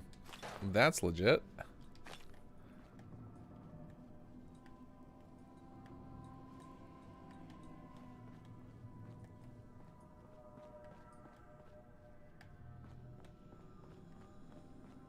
I actually have no idea what I'm doing. I haven't done this in ages. No, we don't want to go on the roof. That's where the super mutants are. Let's go to the basement. That feels safer.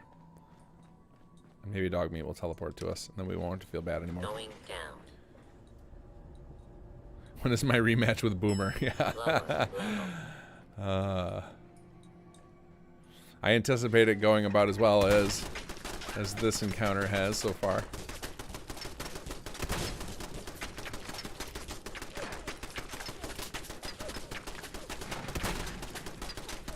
Alright. There we go.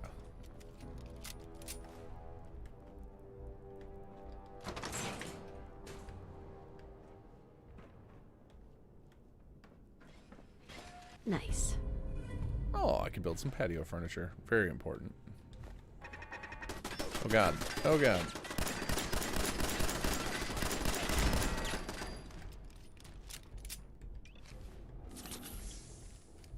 Oh, aluminum canister. Thank you. Alright, where's that other one? There it is.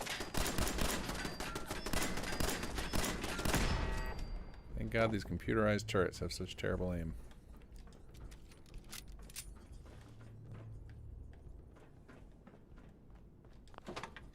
Oh, do we gotta power this thing up somehow?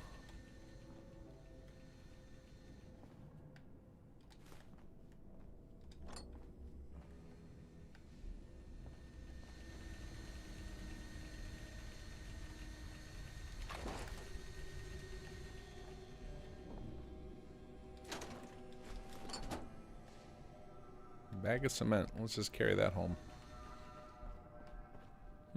Oh, I guess we probably... Do we follow the wires? Is that useful in this? Sometimes they do stuff like that. Oh, these are just going to the generators, which are not working. Alright. Something. Do I gotta do something with computers in here? Here's a computer. Oh, this is probably the one to hack the turrets.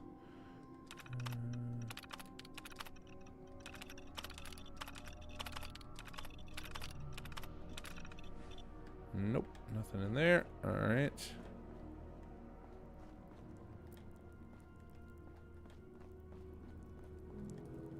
Oh yeah, that's right. We gotta like drain this place and kill mirelurks. Okay, now I remember this.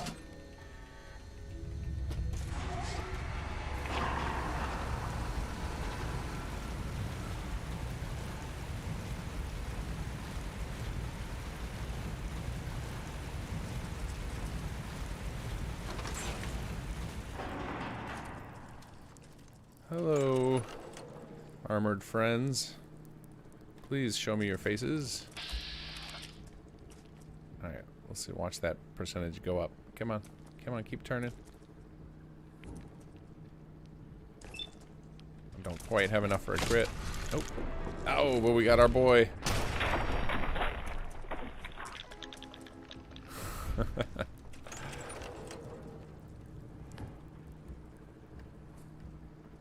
He also hates mirelurks.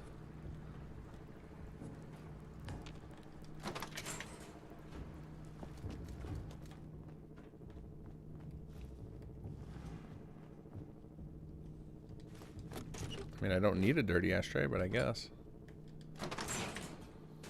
Oh, back in here. Okay.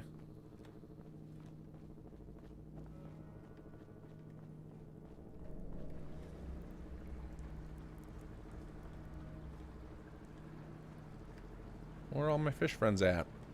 Or crab friends? I want you to meet my friend the mysterious stranger again. Oh, that's ominous. That's a lot of dead people.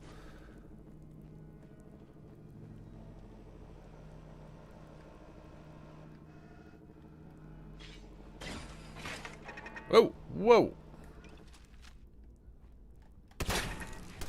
Oops. Let's see, do I have a grenade?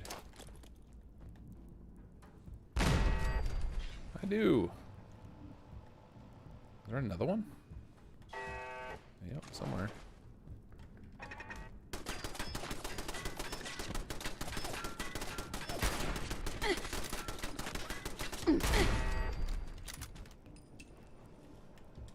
Those sweet office desk fans. I'm getting rich. I actually don't need them anymore. I already have another desk on my person. Let's see. I hear one. I hear one. Oh god. Wait, will the turret fight the mirelurk? Or are they buddies? Okay. No, no, no. Don't shoot me. Shoot the big crab monster.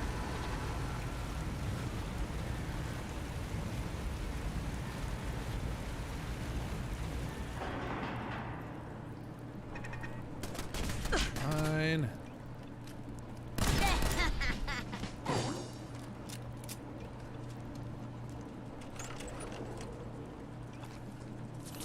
least this one's just kind of chilling there waiting for me. There we go. Melt you. Hey, hello.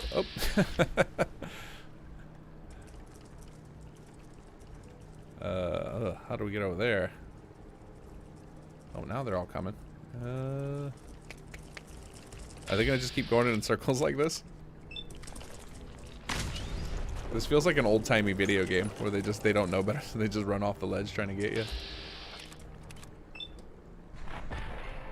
All right.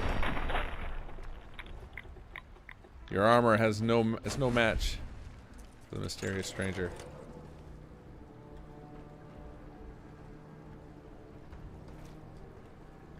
Oh no, that was such a good jump. All right.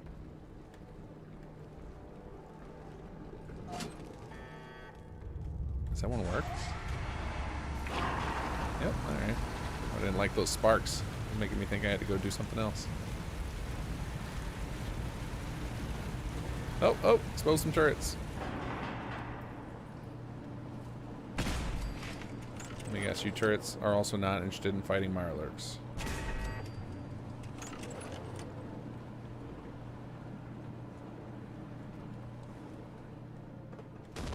Yep, I thought so. Alright, how do I get into that room?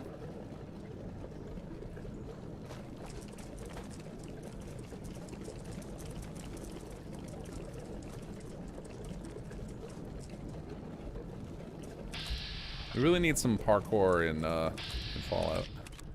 Like to really get that open world thing going. Let me vault through this window right here. That'd be awesome. Man, that would be so hard for that. Level designers would hate that in Bethesda games. If they had to deal with players being able to literally go through every little crevice. All right, how do I get? There we go. Oh nope, of course not. Oh, found it. Just had to jump in the water, take a few rads. There we go.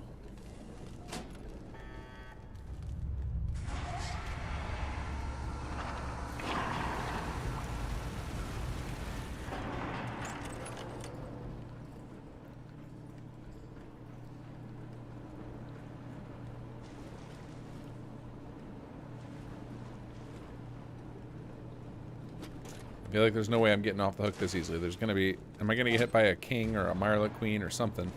Some big nasty I feel like's gotta come over here and tell me they're not done with me yet. No? That's it? I said to kill like 4 Mirelurks? Mostly with... Oh, look at this. Loaded. Light pistol. Nah. It's got a lot of words, but it's still a pipe. It's still got... Once it's got pipe in it, like, never mind. Alright, well we get to take Graygarden. Then I'm very unhappy that Dogmeat didn't come back. Now I can't pretend I didn't abandon him to the super mutants.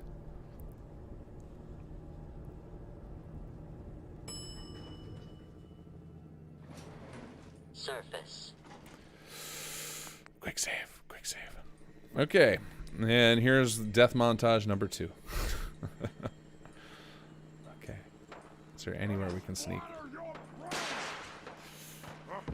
Oh, is Dogmeat still tanking him? Yeah. Run for it, Marty.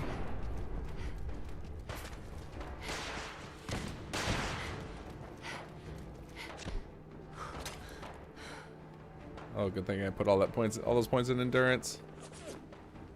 Oh, I really want to go save Dogmeat now.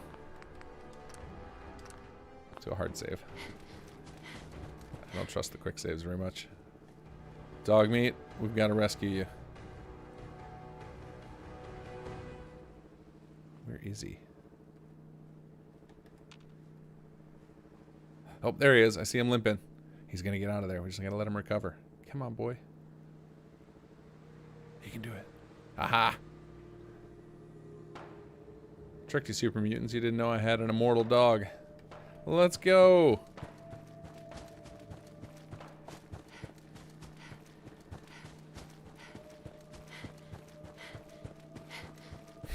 I bet when King Gathot walks out, he eats a missile. That would have been phenomenal. Especially if I failed to save, too. That would have been great.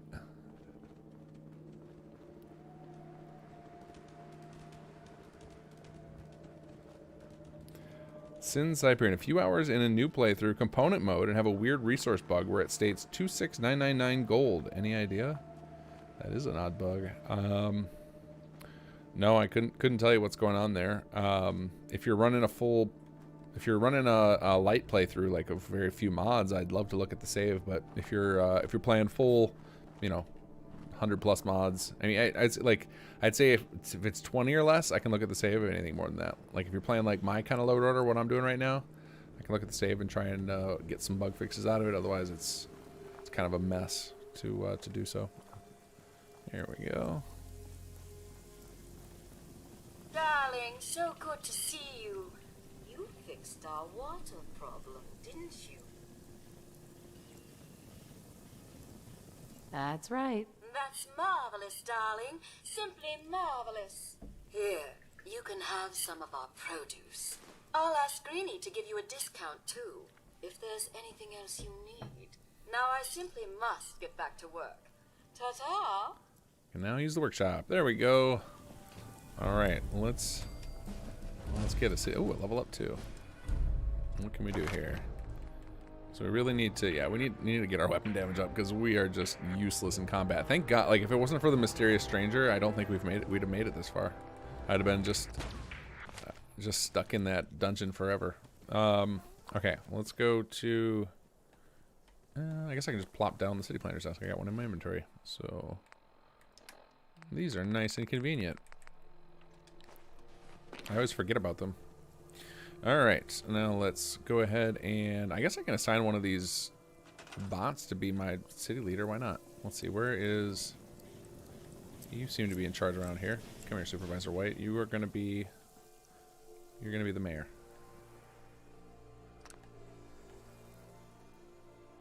I'm not going to tear it down because I want to pick it. I want to make sure we get... Although I think I have it set up. I can't remember. This is one of those things where we were talking about earlier about like there's so many things in the mod that I lose track of what stuff is implemented versus what we've talked about implementing. And one of the goals was if you have a leveled city plan and you don't manually choose a city plan, it should always default to the leveled ones as its pool of random choice. And I think we have that set up, but I'm not sure. So just to be certain, we're gonna go manually choose it. And we don't get to listen to that song because that gets us copyright striked by some random guy out of Brazil or something who claims to own the rights to the Fallout 4 theme song. Nope, we said no. We said we can't play that song in here. That song is not allowed on this stream, which is very unfortunate. There's probably going to be one more trigger of it because nope, there it goes again. Nope, just pick a different song. Pick a different song, game. You have 3 to choose from. So the reason that if you ever get irritated by the bail out of cinematic and it keeps popping you back in, it's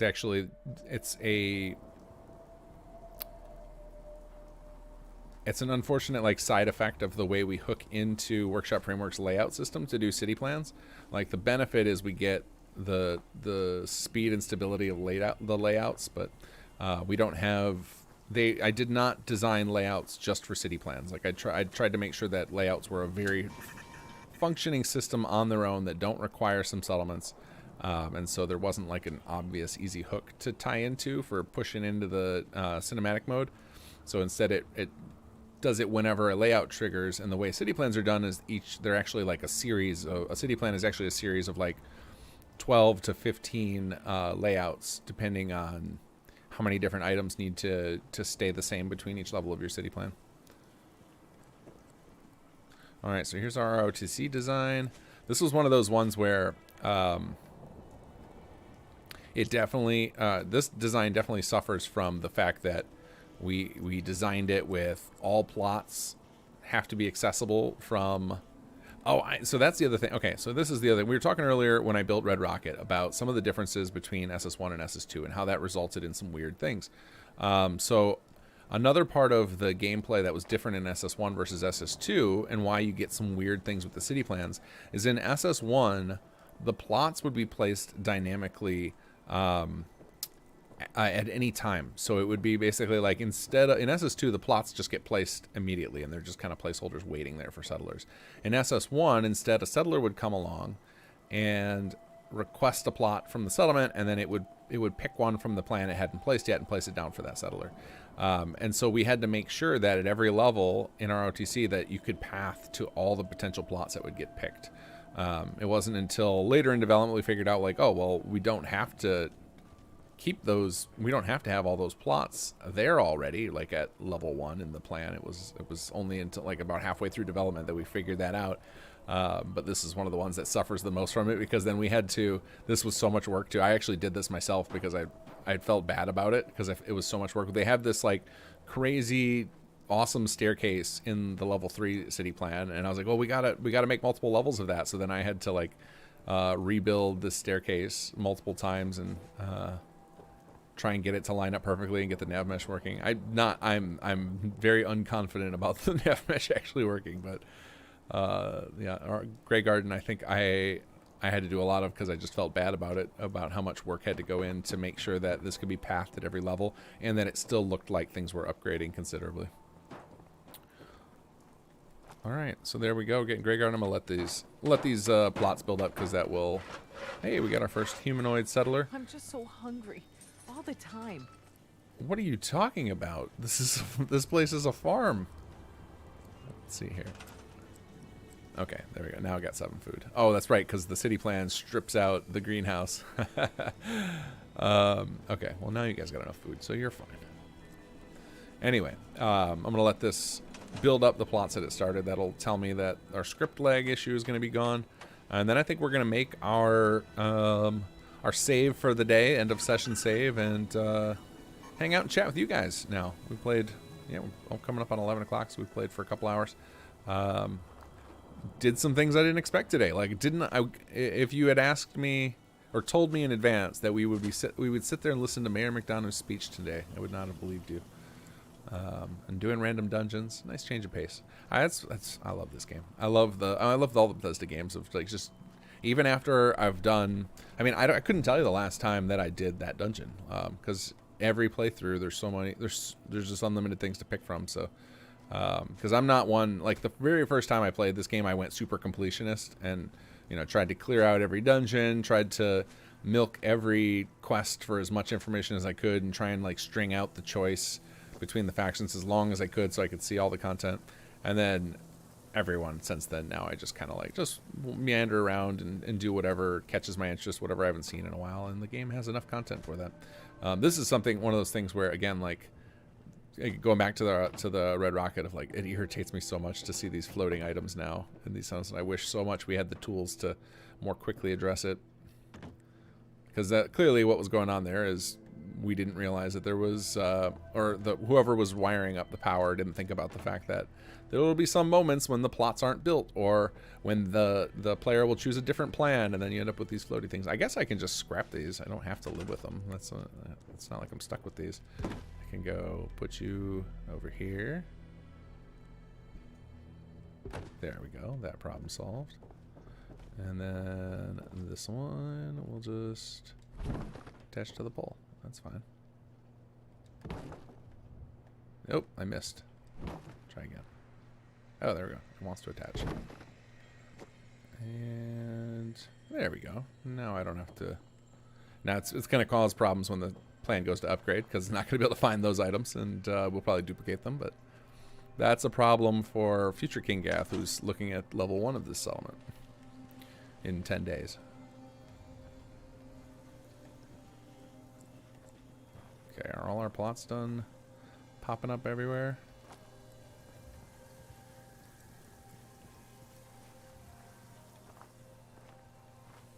Just about.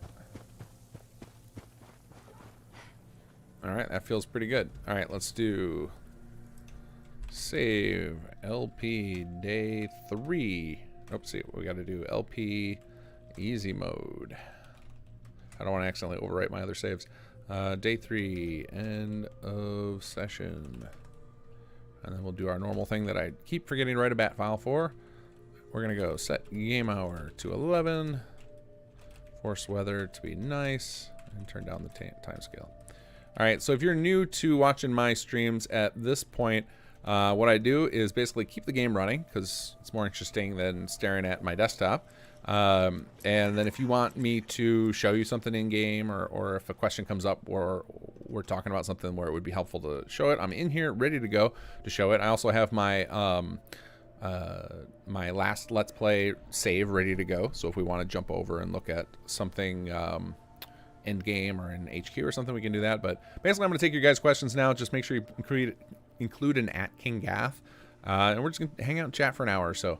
I will try and keep track of chat. So if I go off on a long tirade about something or ramble about something, and I miss your question, I'll try and mark my spot so that I can come back to it when it's time.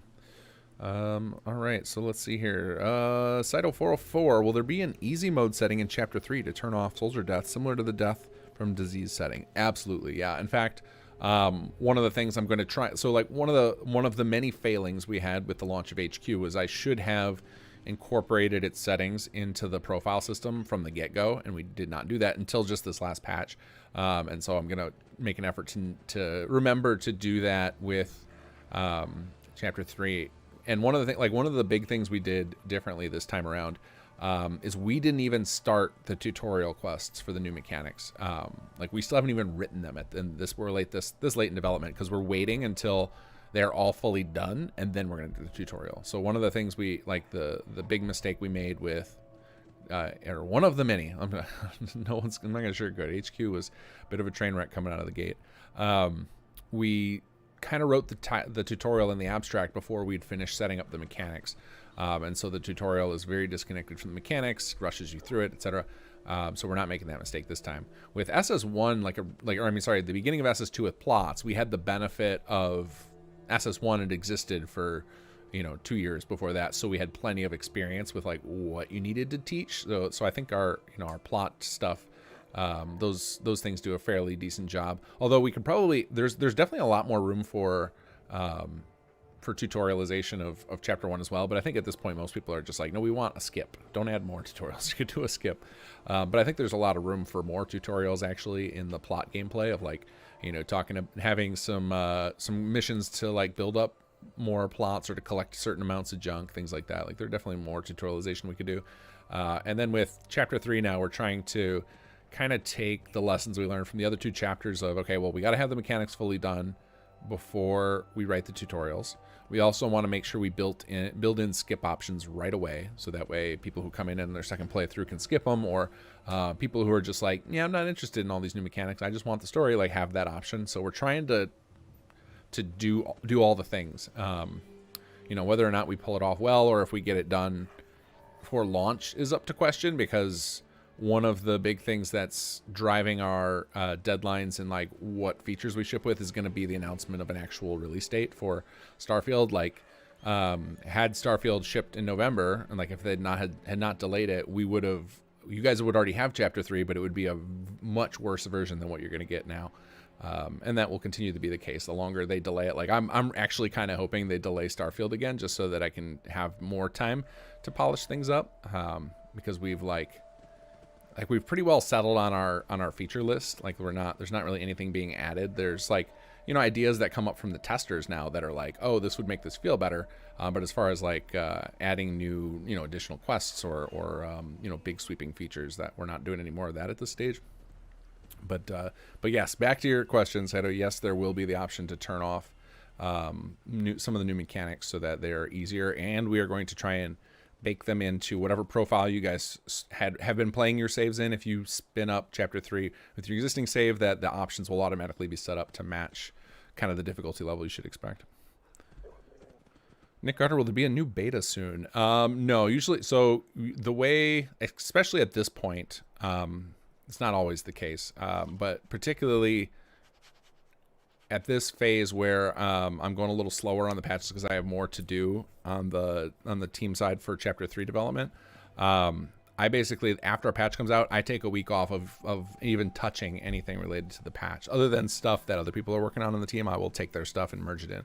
But otherwise, I'm largely like, right now, this is my off week of like, I don't think about patch stuff other than during the stream. You know, I'm taking down the notes on stuff I want to look at, and then anything that other people on the team are tinkering with.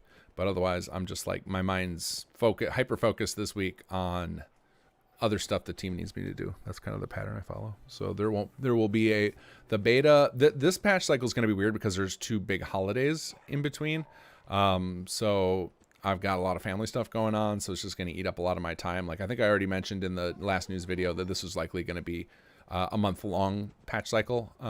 It's not, the next patch isn't going to be until 4 weeks from last Friday, and it probably won't be a particularly substantial patch because there's 2 big holidays in there that are going to eat up a lot of time. So, but I mean, we will have a patch after that, and I am going to keep doing the public betas. I think they're super valuable.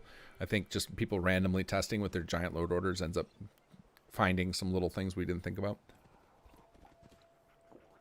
So, won't be a new beta soon, but there will be one. Starkiller Kate, what's your favorite moment from the SS2 story? I really like, there's a couple of them. I really like the, from chapter 1, I love the quest when you meet Aiden for the first time. Because I think that really shifts the gear to where, and I think Zurich did a good job of making it feel natural, of where you go from like, oh, this is a building mod with little tutorials and characters, to like, oh, there's actually like there's some meat on this story. Really kind of changes the tone of the whole thing. I really like that moment, that little encounter, and how all that played out. Yeah, that's one of my favorites. I think I really like the way that was done. Just, I like a lot of the little scenes that we do. Like I love the fact that you get the moment with Berman and Wise, where you get this little introduction to this jerk character, and you don't know anything about him, and he's barely noticed or barely mentioned throughout chapter 1, and then in chapter 2, like all of a sudden everyone really quickly learns to hate the guy. Or like I love that cutscene we did right at the beginning of chapter 2 with Berman. So those kind of moments are my favorites. And that I really like the final moment of chapter 2, and that's probably because I forced it. This is one of the few moments in the mod there I kept demanding this scene being here. I was like, I have this vision, like, you got to get this in there. Because I remember several times the finale to chapter 2 didn't have that in there, and I'm like, no, we got to have this like moment where all the department heads are there. And I really like the way that came out. I think it was really cool with the little animation that Neher did with the camera going up, and but more to that is just like what that represented of being like, okay, these are your guys, like these are your 6 most important people. Like that was really what that moment was all about, was to sell that, and like they're gonna be with you through the next chapter, and like that was what that was setting up there. I really like that moment, and some of it's just selfish, just because I pushed for it really hard. Another moment I love is when Cola is by Old Paul's corpse. Oh man, that every time I watch people play that, and you hear the little whimper, I'm like, oh my god, that's adorable and heartbreaking. Skywise, did you see my run to HQ post? Was it helpful, or can I do something else? I am not certain. Is it a post on the forum you tagged me in? Like, I know I got your message, I got your DM recently. I'm not sure what you're referring to. I tend to fall behind on the forums quite a bit. Like I'm behind on the forums. I've got quite a lot of notifications I gotta go check on. Rekad Slee, for me on Xbox X, I seem to have an issue with the Nightingales where their armor is chrome and Raphael's scaff is also chrome. Yeah, that is due to us saving size. So one of the things we did was we removed the specular maps from Xbox, and that makes our characters all of our textures look very ugly in the rain. They don't look great outside the rain, but they look especially ugly in the rain. So the specular maps basically tell the game how to render light on it. And the game does this, like, enhances the shininess of textures, and it uses the spec map to do that. And if you don't have one, it just does it across the whole texture. So then that's how you get in the vanilla game, the rotating meat thing, that little, like the spit, is all shiny chrome because they don't have, they either have a dump, they either don't have a spec map or they have a bad one. So that is like a sacrifice we had to make on Xbox because you guys don't have enough space for textures. So unfortunately, that's one of those things that's likely, if it gets fixed, we'll probably fix it by doing like a super low res spec map on there. But we're already at the point now where we have to cut a lot more content to fit Chapter 3 on Xbox. So, you know, Xbox is forever going to get the jankier, lighter version of Sim Settlements. And it's, you know, I kind of am looking at it like now it's a, consider it an advertisement for a PC.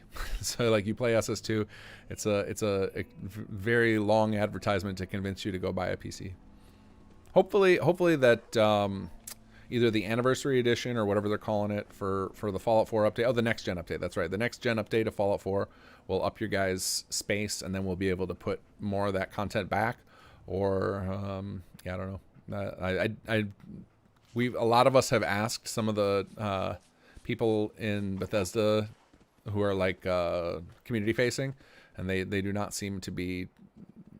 They don't seem like that's going to be a thing. They seem to be telling us to like, yeah, don't hold your breath on that. But anyway, that is probably unfortunately going to be a permanent thing on Xbox, is the chrome people during the rain.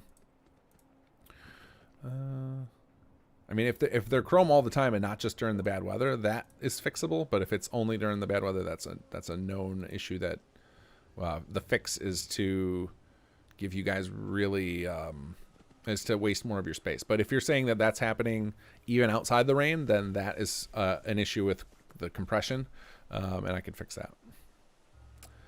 John Gross enjoyed non-interacting with settlements, with the pre-generated settlements in Sim Settlements 1 Conqueror. Is there something like that? I do not need to own or possess settlements in 2. Not yet. The pre-build system will be making a return in a slightly different form, but its functionality will be effectively the same. Like we're changing it a bit. We're making across the board anything that we port from the old mod, we're making sure to take a new look at it and see like, okay, well, what worked, what didn't, how can we make it more immersive, how can we make it easier to use, how can we make it better tie into the mechanics we have. So like every single thing from Conqueror we're bringing forward is being like re-looked at from scratch. Just funny, when I originally started working on Chapter 3 and I pitched the whole idea of what we were going to do to the team, I kept talking about how, it's going to be no problem. The code for Conqueror was always written with, because the code for Conqueror is actually built on Workshop Framework. Like Workshop Framework actually manages the assault system that Conqueror has. So it was going to be like, this would be no problem to bring this over to SS2. And then when I started like that idea of, okay, now each new mechanic, I need to look at it from how we can integrate it better with SS2 and work things out. And it's like, I pretty much have rewritten everything. So one more reason why, we went through 2023 with 2022 with no new releases. That ended up being a much bigger project than I anticipated. So yes, the pre-build system will be returning. So there can be cool built-up settlements that you are not responsible for at all. This guy was killing Berman is always satisfying. Killing Berman is one of those things where, like, going back to, you guys asked my favorite moment, I said the end of Chapter 2. To me, Chapter 2's ending hits so much harder if you left Berman alive, to where I almost pushed to like make sure he stays alive, because that's the other thing he served is then he's a through line villain through all the chapters. And if since we allow you to kill him, obviously he can't be the big bad of Chapter 3 for every player. Like we have the option to do that for people who left him alive, but there's no way Surek's going to do that, because he's not going to want to have it so that he has to write 2 big villains for it, like I think. And Berman doesn't really come across as the type of mastermind. He's kind of a big dumb oaf. But anyway, I was always, that was one of those things where the villain of our story kind of was not super important to us at first. Like we were mostly focused on, we need a story to teach players how to play the mod, and then and give them some goal to reach. And so the goal was rebuild the Commonwealth. And then it was only, when we started getting into it, where it was like, oh, we really need some conflict here. This is going to get kind of boring. And then I was like, where do we get a villain? And actually, even before we were talking about, worrying about a villain or anything like that, like the Berman and Wise scene had already been planted in there. And I don't remember where it was going. But it was like, oh, well, we got that guy. We can use him, because the writing for SS2 is in perpetuity, has been going on. But it took us, I want to say, I think almost 2 years to get like the full story fleshed out. Now we're not writing. We knew where we were going. By the time we started chapter 2, we knew where the story was going.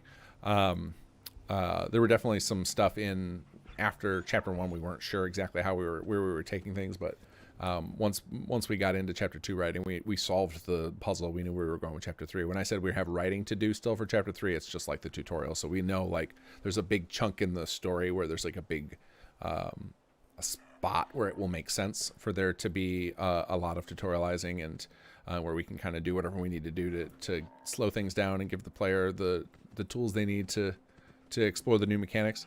And that stuff, but the overall outline of the story is done. But it took us a long time to get to that point.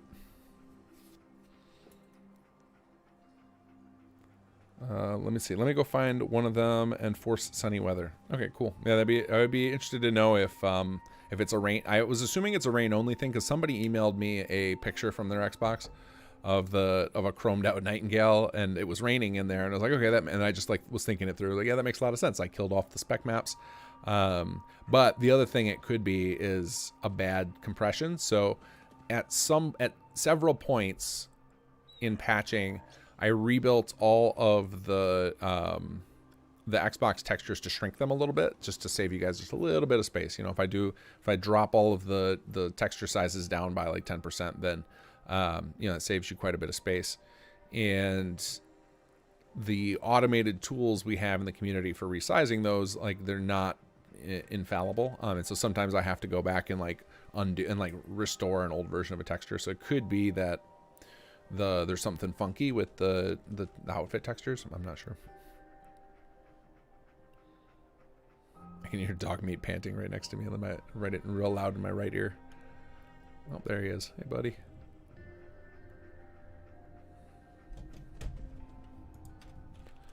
TFC off.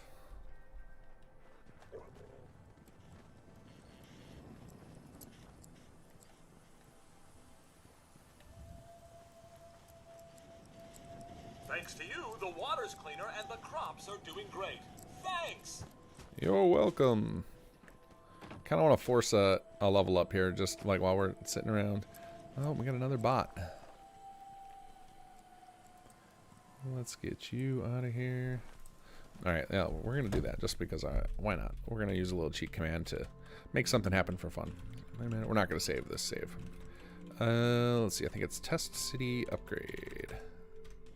Let's see if we get a usable song, or if I gotta exit out of cinematic right away. Hey, we can use that song. That one's ours.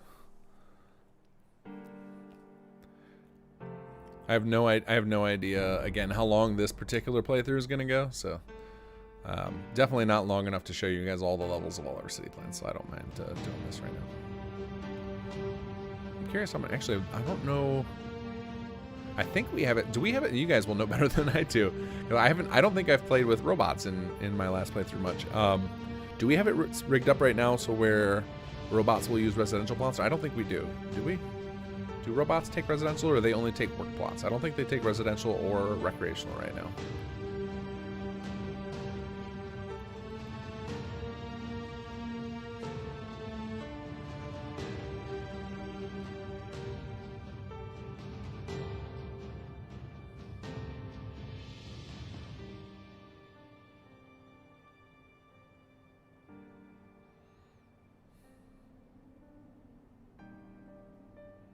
Nick Carter, are you looking forward to any other games besides Starfield for 2023?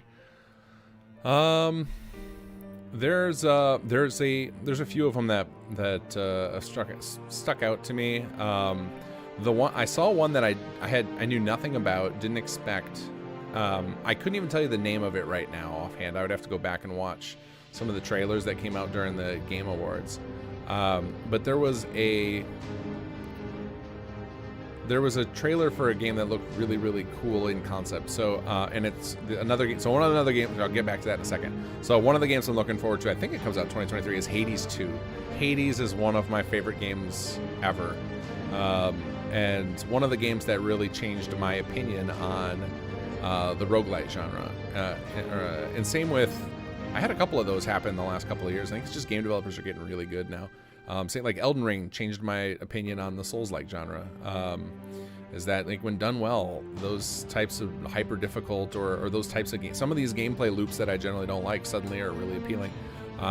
And the one I'm thinking of is a roguelike, but it's multiplayer, where one person basically sets up the dungeon, and then the other player or players have to like, you know, live, die, repeat, and make it through that person's thing, which I think is a great idea. Like that's an awesome evolution of the roguelike formula. It's like, yeah, instead of random dungeon, let's put players in charge of making them. I really like the concept of that. I like the game in particular didn't look anything fancy, but I just like that somebody's exploring that concept, because I think if it works, then that will become its own little subgenre. Maybe it already exists and I'm just out of the loop too. Maybe that's nothing new, but that looked really unique to me. But yeah, Hades 2 is one I'm looking forward to, and it's especially because Supergiant Games doesn't usually do sequels to their games, so it's very interesting. I guess they couldn't ignore the popularity of Hades. Like that's one of the biggest indie titles that have come out in a long time.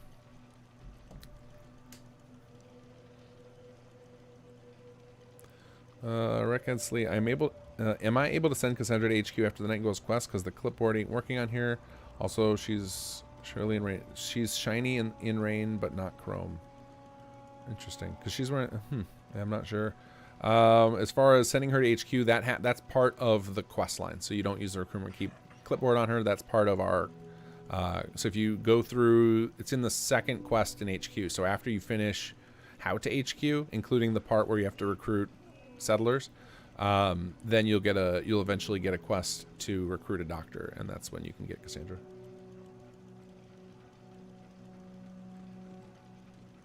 They're required to have a bed unless you change it in workshop framework, but they don't take record. Got it. Yeah. So the rules are such for happiness calculation that robots need a bed, because that's the default, and then but SS2 will not assign them to recreation to residential plots. I think I talked about this on stream before. Of like, I really like the idea of expanding residential to add some flavorful residential classes, like as opposed to, you know, I don't know what we would do necessarily to make them mechanically interesting, but just the idea of like another floater. You know, for example, the robot charging station. So it'd be like a robot house class. I think would be really cool.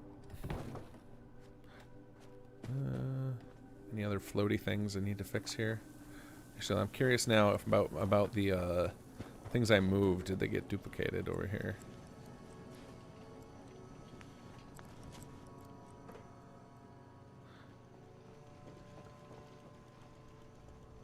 Let's see. Here's that one.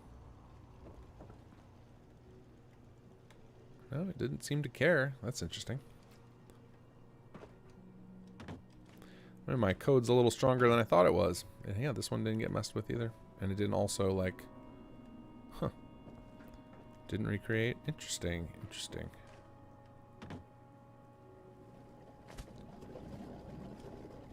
The amount of iterations we've had on the city plan code over the years. I could not tell you what kind of black magic is happening under the hood anymore. Let's see here. Nick Carter, have you seen the new gameplay footage for Diablo 4? It looks amazing and not cartoony like D3. I've seen the cinematics. I haven't really seen, and I've seen a little bit of the gameplay, but I haven't seen anything recent. But yeah, I definitely like when I played. So I'll probably give Diablo 4 a shot, but Diablo 3, I remember when I played it, I was like, this feels like a Diablo game, but I'm just not into it, and I just assumed it was because I'd like grown tired of the genre. Just like I'm like, okay, this is just not for me anymore. Oh, here we got another one.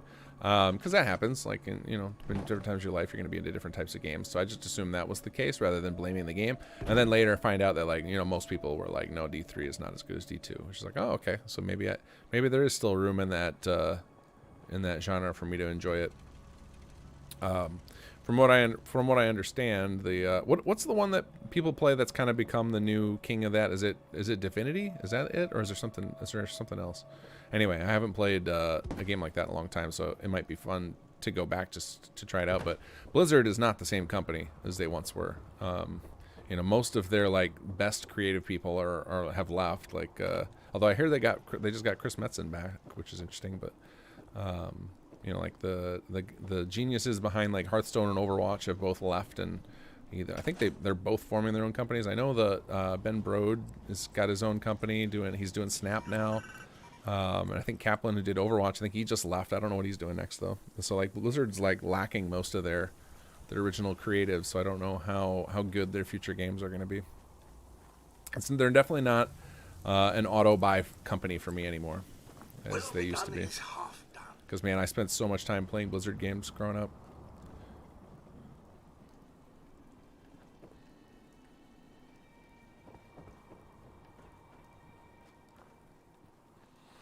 I will say I see you're talking about the $70 price. I will say if $70 games will curb or end the ridiculous microtransaction gameplay stuff they cram into single player games, I'm all there for it. Like, I would rather just have to pay $10 more per title than having all these what do you call it, like controversies coming up for every new game release about their new monetization strategy, because it's really tiring to see them trying to like milk these extra dollars out and then ruining single player games with all this grindy nonsense. Like it's that one of the, it usually ends up being either it's this awful microtransaction system where you got to spend a ton of money, or they'll be like, oh, but you can earn everything, and then you got to grind, and it's like, no, like can we just have some fun? Can we just play games for fun again? How about that? I'll give you a little extra money, but enough with the either trying to nickel dime or wasting my time.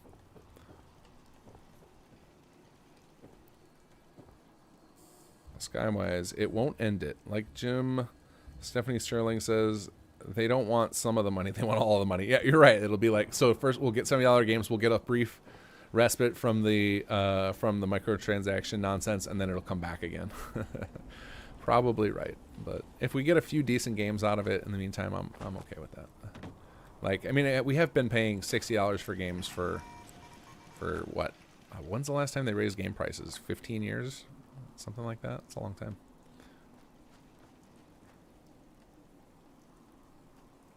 Like, I have a new appreciation for the amount of time it takes to create a game that's playable and functional. I'm still trying to get there myself.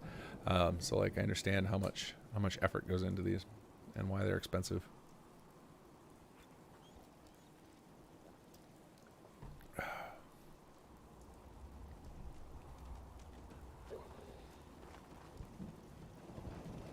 Now, did Sony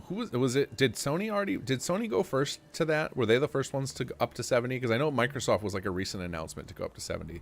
Did Sony already I haven't been following PS5 much because can't get the damn thing. Did PS5 come out of the gate with $70 games? Does anybody know?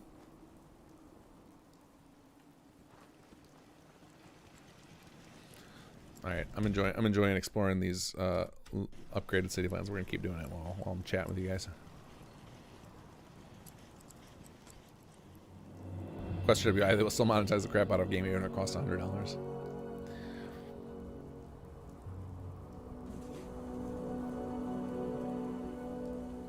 I don't know, I'm trying to remember the last couple of games I've played that weren't a Fallout. I get like the two I just mentioned, like Elden Ring and Hades, like I didn't have to put a dime into them. Totally great games, didn't cost me any extra money.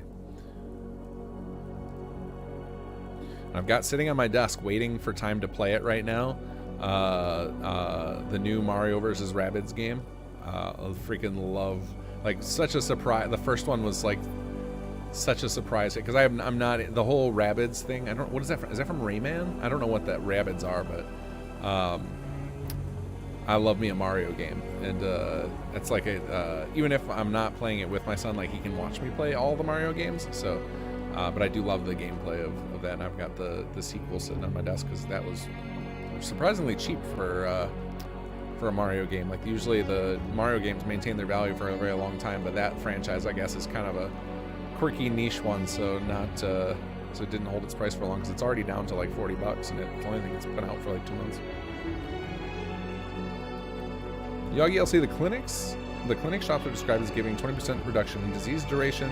Does that stack if you build multiple? I am uncertain. If I had to guess, based on how I generally code things, I would say no. But I will say that one of the things that Chapter 3's mechanics put me on the road of is stacking things.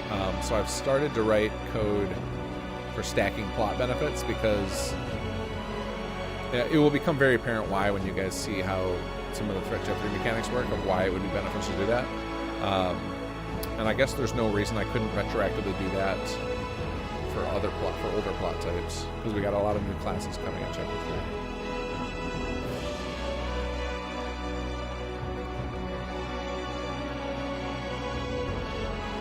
Darkwomp, not to be blackpilled on this, but you know the major game producers will leave money on the table. Yeah, they'll find ways. But again, like I think the trend right now is everybody is so angry with microtransactions, and you hear talks from the developers, and they don't want all that stuff in there. They just want to make good games. And all the big award-winning games, I'm sure some of them probably have like little, like I haven't played like Ragnarok or Forbidden West. Like, I think it was the one before that was like these big, what's the other one? It's the other big story game that's got tons of awards. Actually, this would have been last year, not this year. Last of Us 2, like, do they put microtransactions in any of those games? I think they don't, right? Like, those tend to be, and those are the ones that, like, the big, like, I think the big names in game development, like the old hands who have been doing it for a long time, who, like, have a lot of street cred, like, I think they don't want to deal with the microtransactions either, because they know it makes their games worse and it makes people hate them.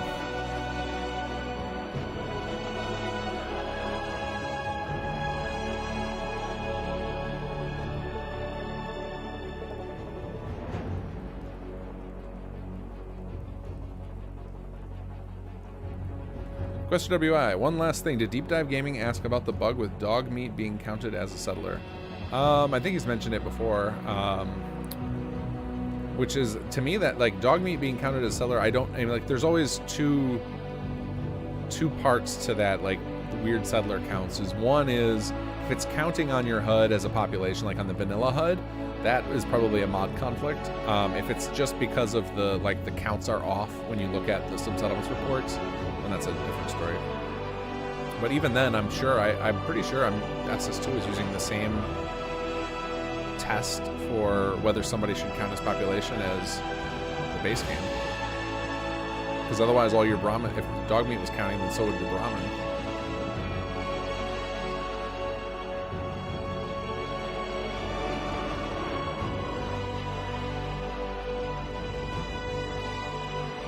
Adula, the new build theme is available to download anywhere. Yes, that is actually a song by a composer named Scott Buckley, who releases all of his music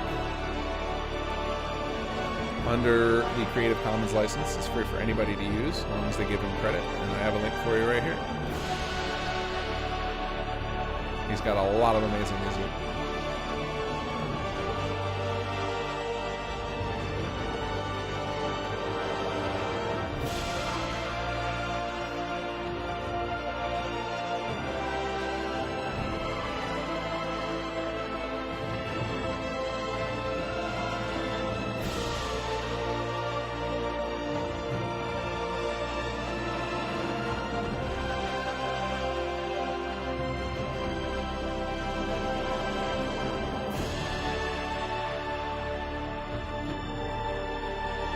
music is louder than me. I'm just like jamming out to the song right now, so I'm letting it go. It'll be over shortly. Yeah, that song I think is. I probably need to like open it up in Audacity and reduce its volume. I think it's recorded just really loud. Like I think it's like default volume is higher than all the rest of our songs. So probably need to lower it, but I think I'm too enamored with it yet to do so. It's still fresh and shiny and new to me.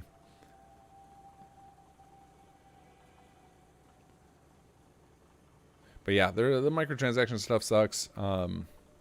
The price increase to games, I anticipated that was coming. What the bummer will be is like I can justify the price increase for those big like really well fleshed out, polished games, AAA games. It's hard to justify that for some of the mediocre games where it's going to be hey, there we go, we got an unlock.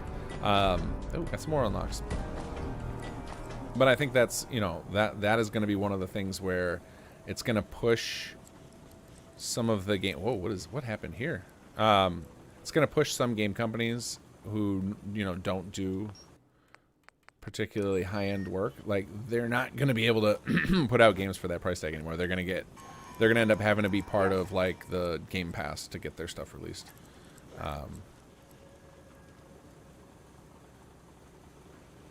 That's what I think will end up. Kind of the market will fix itself in that regard of like people are just going to stop. Like the people are going to have real high expectations for a $70 title, and so it's going to it won't immediately. I mean, some will slip through the cracks, but I think overall it'll reduce the number of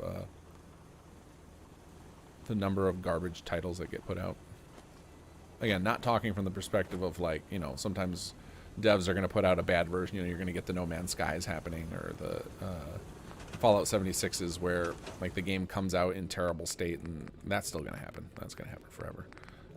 But I mean, there's just going to be less like mid-tier games coming out because I think the game companies have to spend more money to make games anymore that are competitive, and that becomes more of a problem when the cost is higher for consumers because consumers can afford to buy less games, so it will reduce the number that'll sell. That's just like, that's not me having any type of particular insight. That's just like just basic economics at work.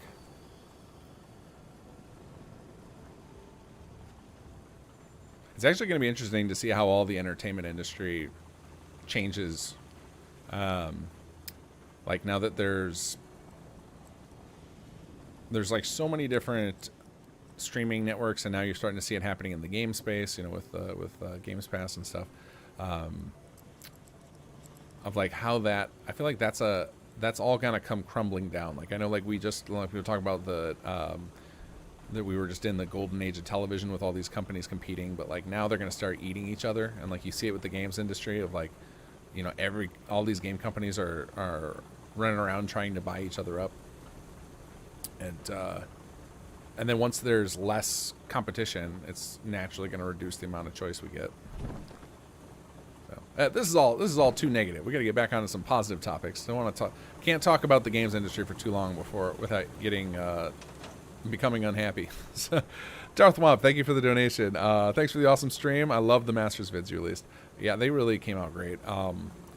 The builders gave so much great stuff to work with, and then the voice actors, of course, crushing it, and the scripts that Indie Coyote gave us to work with, it really came together good. It felt like we released 3 trailers yesterday. It was really cool.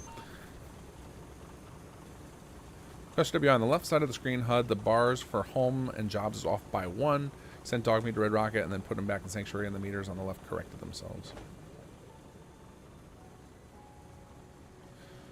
So like he sent them away and then back, and that caused them to correct themselves? That's interesting.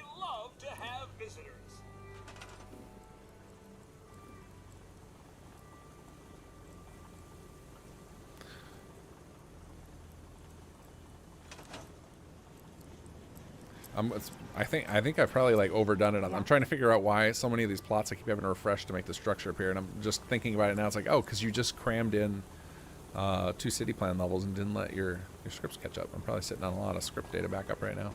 Just need to calm it down and chill out for a minute. 2 large pepperoni and a calzone. Thank you for the donation. First time actually being awake for a live stream. It's been fun, but my bed is calling me, so I'm logging off. Merry Christmas. Yeah, thank you. I'm still going strong here. I'm actually I kind of want to go to another settlement and upgrade. I'm enjoying seeing these city plans again that I haven't seen in a long time. Let's go with Red Rocket and upgrade that one a little bit.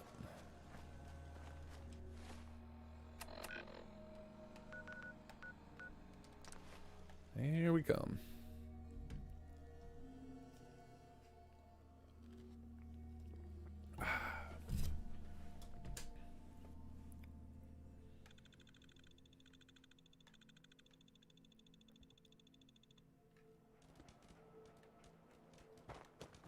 I'm really interested. So one of the things I'm debating with this playthrough of like how far to take it, as far as not just for story, but like how long, many episodes to go and how deep into it to go. Because one of the things that I'm very curious about is what does our resource pool look like by the time, like just playing like this with, you know, this no stress, no management, building up city plans everywhere. How many resources do we have by the time we get to HQ? I'm really curious about that. Because I have not done that experiment. All right, let's do a test. Let's do a city upgrade. Actually, you know what I'm going to do? I'm going to... Come on. I need to do save, script check. Let's test with... oh, not alpha builds. We want this one. Well, I've got a copy of... What do you call it? Fallroom tools here. So we can check our active scripts and see how she's running.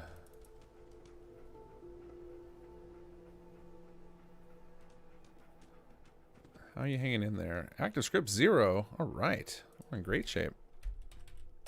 Test city upgrade away.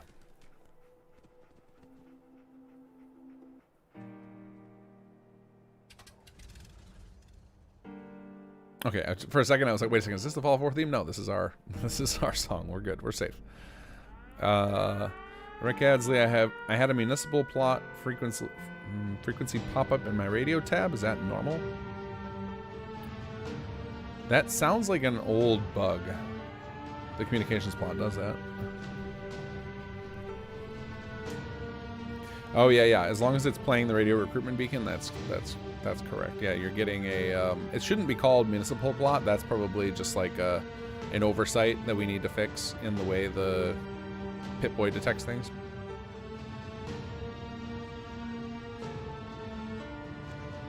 But yeah, I think the plot becomes. Excuse me.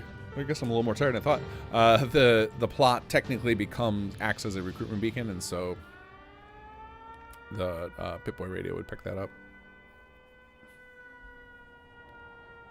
I'm curious. That's interesting though, because like if you look at your, like if you build a settlement recruitment beacon and you look in your Pip-Boy, it doesn't say settlement recruitment beacon. It doesn't say like settlement radio or something like that. That's weird. It's weird that it puts the plot in there.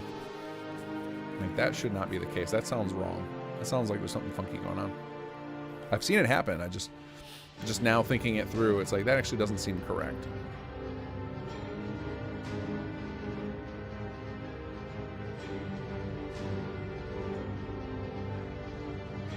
Oh yeah, if you guys hear a siren, there's a siren in this settlement, and they take a while before the game turns them off automatically.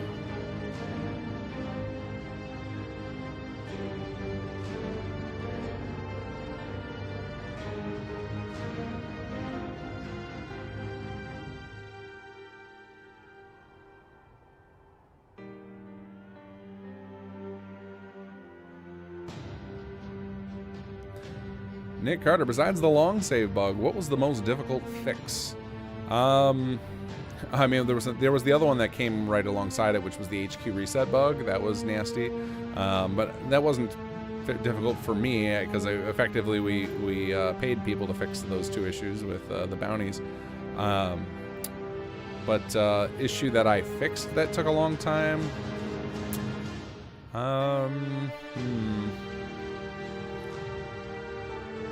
I mean, HQ just like getting it working as I wanted it to. Like it still has some quirks. It's working a hell of a lot better now than it did at launch, but that's been an ongoing thing. I don't know. I could spend like anybody watch the live stream bug fixing last week can tell you that even just fixing tiny little issues can be pretty time consuming. I'm trying to think if there's anything in particular that jumps out at me that was just like really irritating for the longest time, and all of a sudden like, oh, we got it.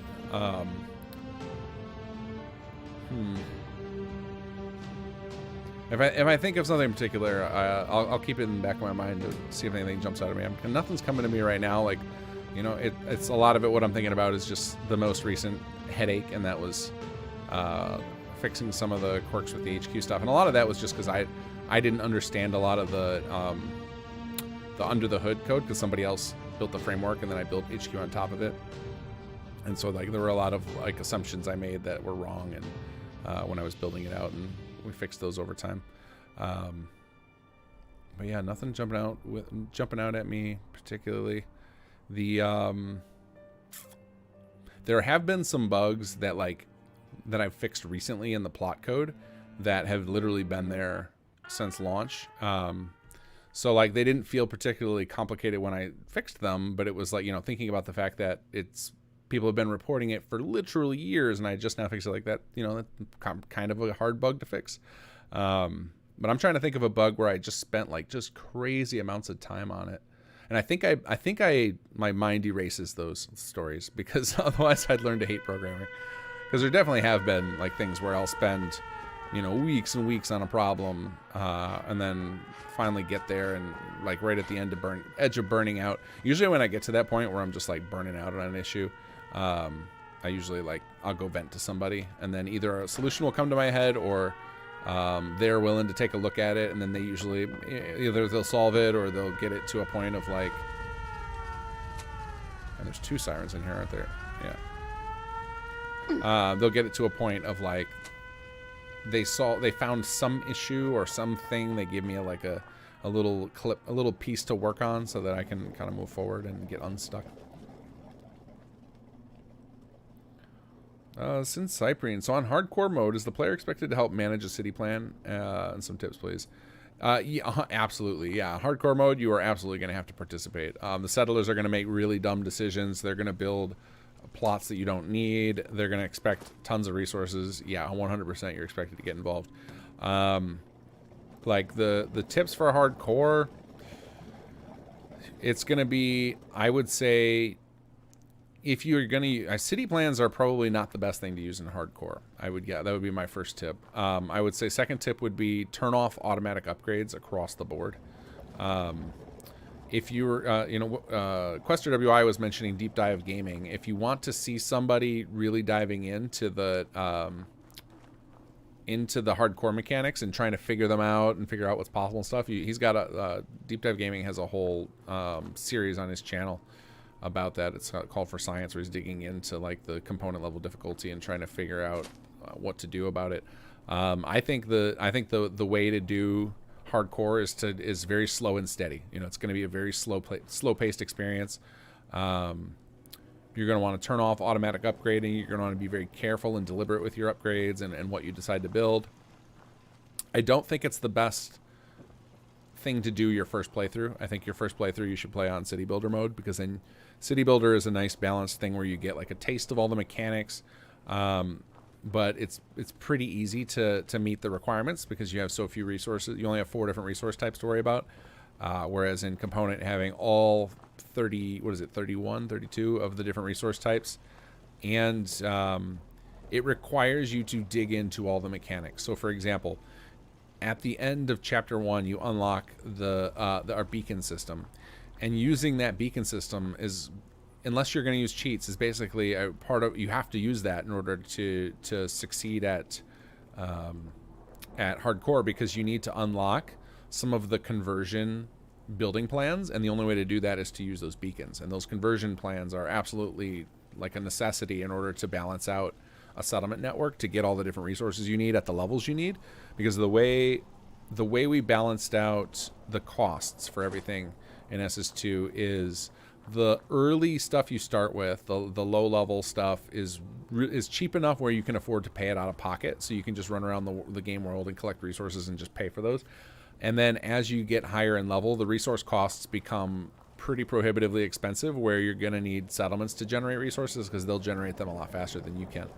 And then with HQ, it pushes that even further, in that HQ is assuming you have a fully functional network of, you know, the dozen settlements, and that they're all producing a lot of resources, and then HQ's costs are going to match that. So like at every level, the hardcore mode, you have to have succeeded at all the mechanics that came before it. So it's really designed to be, it's designed for people who really like to pull off those, you know, kind of like those 1,000-hour playthroughs of like, I'm going to install a whole bunch of mods. I'm going to go real deep. I want everything to feel as real as it can and take a long time. Like that's what the hardcore experience is designed around. So my tips are slow and steady and engage with all the mechanics. And I also would recommend not ever doing it your first playthrough. Would be my recommendation for that. Some people have done it on their first playthrough, the way it is to this day and how it always has been. SS2 is if you play on survival difficulty, you get the hardcore experience out of the box, which you know, there's arguments for and against that.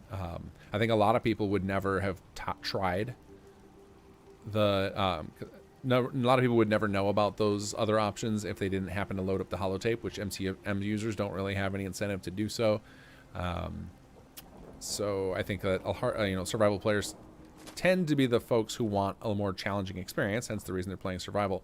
So, you know, giving them that exposure, but at the same time, you know, for some of them it's probably a turn off to play those mechanics, but hopefully they figure out quickly that we're pretty lenient with our gameplay options and you can turn off all the systems. And that's actually one of the reasons that I started this second playthrough of the easy mode, and why I'm going to do a follow-up hardcore playthrough is, like, I really want to get more exposure out there to the different ways you can play SS2. And while doing so, make sure to highlight the fact that, you know, you can customize the whole experience and turn on and off the stuff that doesn't work for you, or you feel is unbalanced, or you feel is not fun. Like, just turn those bits off. Jock Roast, maybe RNG could optionally decide which city plans I have installed to generate when the Conqueror playstyle drops. Sometimes because someone might want to pick through a menu. Yeah, that's how it works in Conqueror now, and it's how it's going to work in SS2. It'll basically be, so say you have a whole bunch of city plans installed. It will randomly choose, if you have multiple per settlement, you have the option to manually select which ones you want to use, or you can let it randomly pick from your pool. It would be really amazing to have it, you know, to allow you to uninstall the ones that didn't get chosen, but unfortunately, the way saves work in Fallout 4, that's not really a thing you should do. Like, you can do it, and like the save will generally work, but there could be all sorts of like weird consequences to doing that. The way it could be really cool. This is like here's a thing that I would like to happen. I've talked about a couple of these like these wish list things that I would love to pull off one day. I don't know that they're ever going to happen, but wish list thing. So I would love if we had a website where city builders could upload their things, so similar to like Nexus. In fact, this would be like, even if Nexus had this as a tool, where you could have it randomly select a city plan for each settlement and merge those together into a plugin, so you were completely blind to what plans you were going to get, and then you install just that pack and it's got one for each settlement. I think that would be really awesome. We could probably, it might be feasible to simulate that with the new collections thing they've got, where we could, like, you know, probably create some sort of script that would generate a collection. I'm betting that would be feasible, but again, these are dream projects, not something that I have the time or energy to do, because I've got enough stuff I'm focused on with that. But that would be, I think, would really cool to have.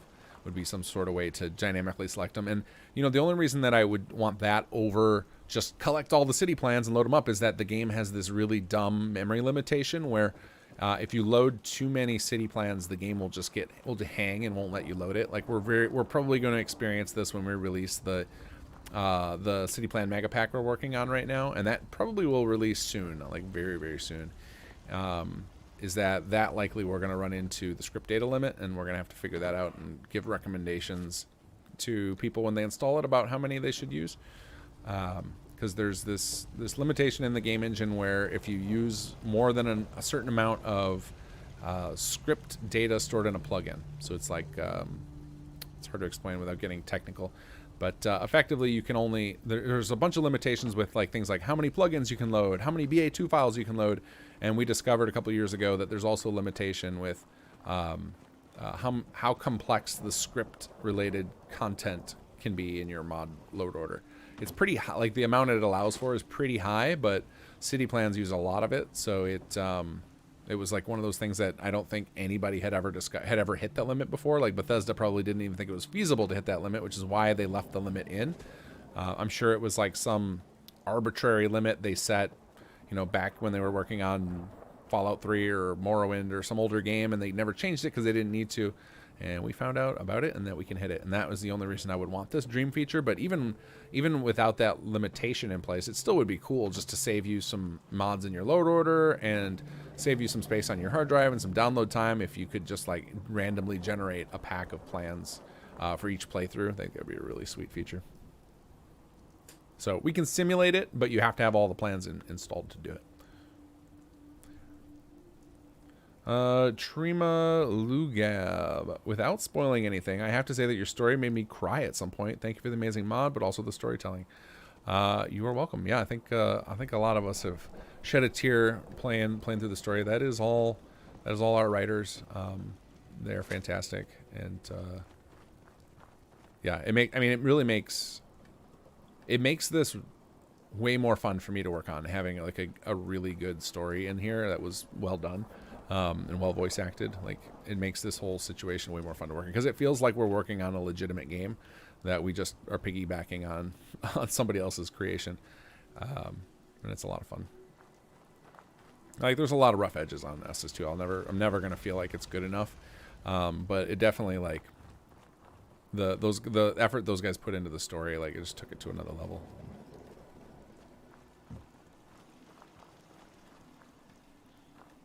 All right, let's do another script check, see if we can do another upgrade, because why not?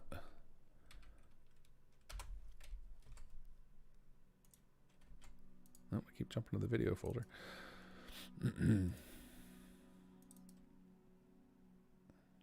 So if you guys don't know what I'm doing here with Resaver, this is a program called, you can find it's Fallrim Tools. One of the ways that your game can start getting clunky is if your active scripts gets backed up. That means that the scripting engine that mods use for doing things, and a lot of the base game uses for doing things, if it has too many running active scripts, the game will start acting really weird. Just wonky stuff will happen, and mods will get, especially mods like Some Settlements, will start acting very awkwardly. Oh, we caught your Fallout 4 theme. And so city plans are one of the most intense things you can do with Papyrus, which is the scripting language.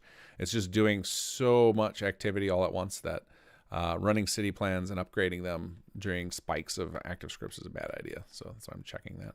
You generally don't have to worry about it unless you're doing what I'm doing, which is like running around and force upgrading. Then you should you should care about that. But generally, when you guys are playing, you don't have to worry about that. But if you ever do find that your game is acting funky, feels a little backed up, it might be worth downloading Fallrim Tools. Check your save, and if you do find your active scripts is really high, you can actually let it catch up by just parking yourself in like the cellar in Sanctuary or in Diamond City, and just let your character sit there and let the game run for 20-30 minutes, and usually the scripts will catch up and finish running. And while you're in one of those locations, you won't be triggering a bunch more events. If you're just, leave your, set your controller down or set your... Oh, what is this? What is this? This looks like somebody was... This gives me vibes of like somebody was like, they accidentally built too many of these and then was moving them out of the way to see how many they were, and then forgot to delete them when they found out before they exported the plan.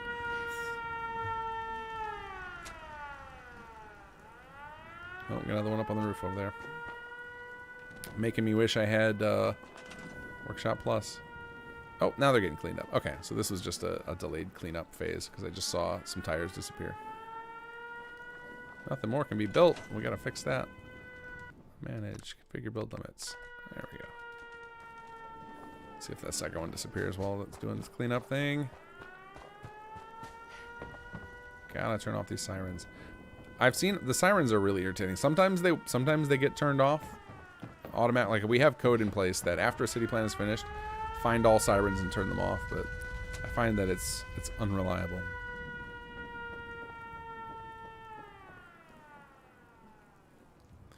Is there a way to force a city plan upgrade via the holotape? No, the only way to do it, I mean, if you have the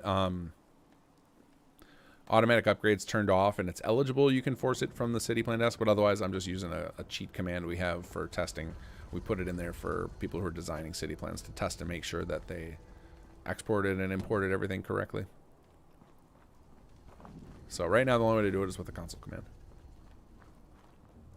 Somebody for SS1 had released a cheat holotape for SS2 that added features like that. I don't think anybody ever did that for SS1. I don't think anyone ever did that for SS2. You're welcome to. If anybody ever wanted to release a mod to add some of these cheaty console commands or testing console commands to Xbox, you're welcome to. There have been very few Sim Settlements related mods where I've asked people to take them down. Like I can only think of really only one. And that was one that was just doing something that was going to cause a major issue. Oh, okay. So this is something we were discussing. No Fuss and I were talking about earlier today. Is we had this system that we developed during SS1 that, like, in hindsight, I wish we could dismantle and get rid of. And the system would dynamically create what's called a static collection, which is just like you combine a bunch of items into one thing. And it makes it so that they take up less memory while they're being used. And like in theory, they should have improved performance, but I don't think they improved performance enough. And they create this weird situation where you have all these random items kind of stuck together, and then you can't really like get rid. So, you know, I want to scrap this little thing, but if I do so, I'm also going to scrap all these random trees and Lord knows what else around the settlement that I can't see. Or like, you know, you can see this thing. It's like connected to the tires and that fence up there. You know, it's good for performance, but bad for customization. So I kind of wish we would not have put that system in. And it unfortunately became a requirement when we ported our ROTC plans. That was something we did in SS1. We don't do it anymore. So like our SS2 like simple plans don't have that feature in them, but our ROTC ports do, unfortunately. So if you ever find that like you go to scrap something in ROTC and it's all sorts of other stuff disappeared too, that is why. It was an optimization we did that we're stuck with now.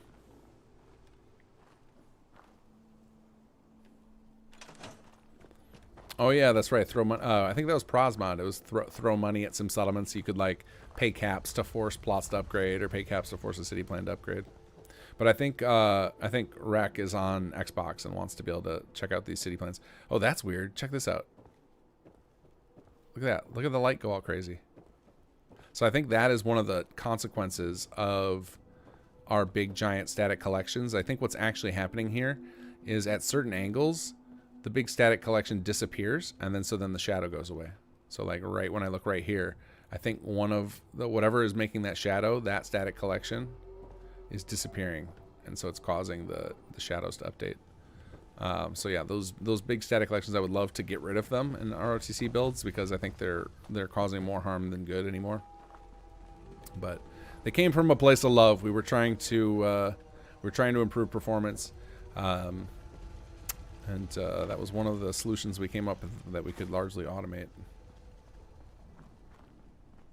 Yeah, very interesting to see this. Like, I'm curious what items those are that are causing that. Like, what is? It must be that whole porch or something. I don't see. I can even. That's weird because look, I can go right here, and I don't see the thing that would be causing the shadow. But I'm almost 100% certain that that is being caused by those static collections. What? Again?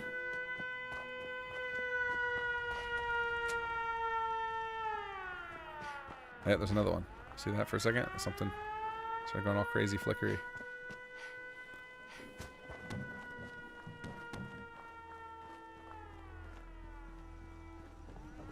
Do we gotta go turn off both of them again? Well, I'm glad I'm finding something to occupy myself because I'm keeping up on questions for once today. Or maybe I'm not going out on as long rambles. I think that might be it. Usually I answer each question for 45 minutes. So that it takes me the whole night to catch up. Okay, that was weird. I just saw there was a moment I looked where like all the sunlight over here was all jacked up. What is going on here? Very weird.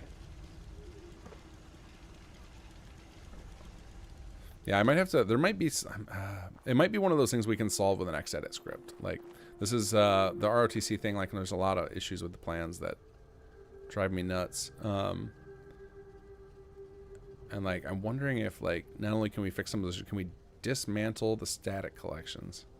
I'm trying to, like, think through a pattern of that in my head that we could do. I think we could. It'd be pretty complicated, right? But it should be doable.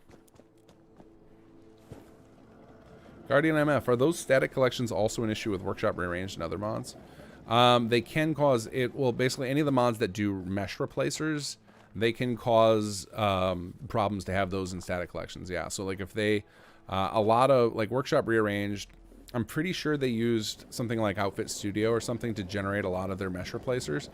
And so the original mesh was valid to be inside of a static collection, and their new hacked version of the NIF is not eligible because I don't think it has the appropriate things. And, like, you know, from their perspective, it was no big deal when they made it because it works in the game fine when you build it. But, you know, they couldn't have anticipated a system like this in place. Like, static collections were not a big popular thing in the mod scene until, like, we kind of made them a big thing. We were constantly pushing people to do it, both in their city plans. Look at that. It's like it blacks out the whole sun. Like, all the way over there. That is so weird. But anyway, so clearly those are a bigger, like, just seeing this is the first time I've seen it in Red Rocket. Like, this is crazy. Like, this is a much bigger deal than I thought it was. Yeah, that's definitely going to go on my like big issue list now of, like, things I would like to. Look at that. Like, blots out the sun.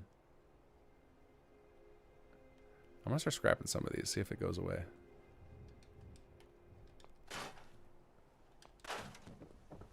No, still happens right. Look at that. That's wild. It's bad. It's worse, or it's not as bad now. Nope, there's a bad spot right there. Look at that. Isn't that crazy? Has anybody seen anything like this before? I mean, I'm sure you guys have seen it with using these, but is this like a? Could this be something like? There's some sort of occlusion block or something being destroyed? This is so weird.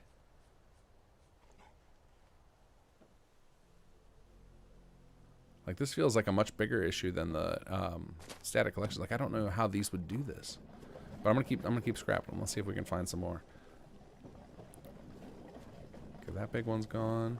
Because I think we've gotten rid of them all. So now it's making me think, like, is there some sort of are we accidentally deleting some sort of important world object that, like, controls a lot of the lighting?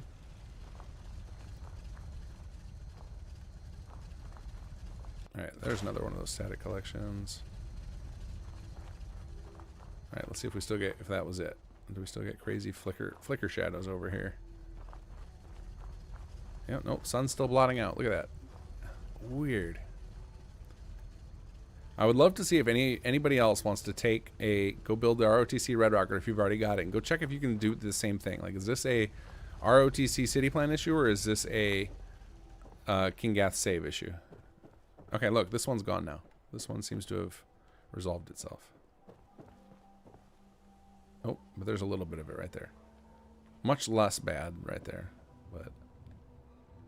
So yeah, whatever, something over there I scrapped seemed to have done something. I wonder if there's, like, if it is just like a mesh replacer that's in the static collection. Because if you guys, I know you guys have seen the, some of you have definitely seen the, occasionally you'll use a city plan, and there will be this, you'll walk to that city settlement, and there'll just be this big green crazy blob in the air. Oh, did I just see another one? Yeah, right there. And you'll see this big crazy green blob, and it's like the NIF is going all wacko. And if that happened and you were in the middle of it, I could see it being that instead of seeing the green, you just see it block out the sun. Maybe that's what we're experiencing right now. This is, like, simultaneously interesting and then also very frustrating, because I'm like, how do I fix this? How do I get rid of this awfulness? Oh, here's another one. And another one.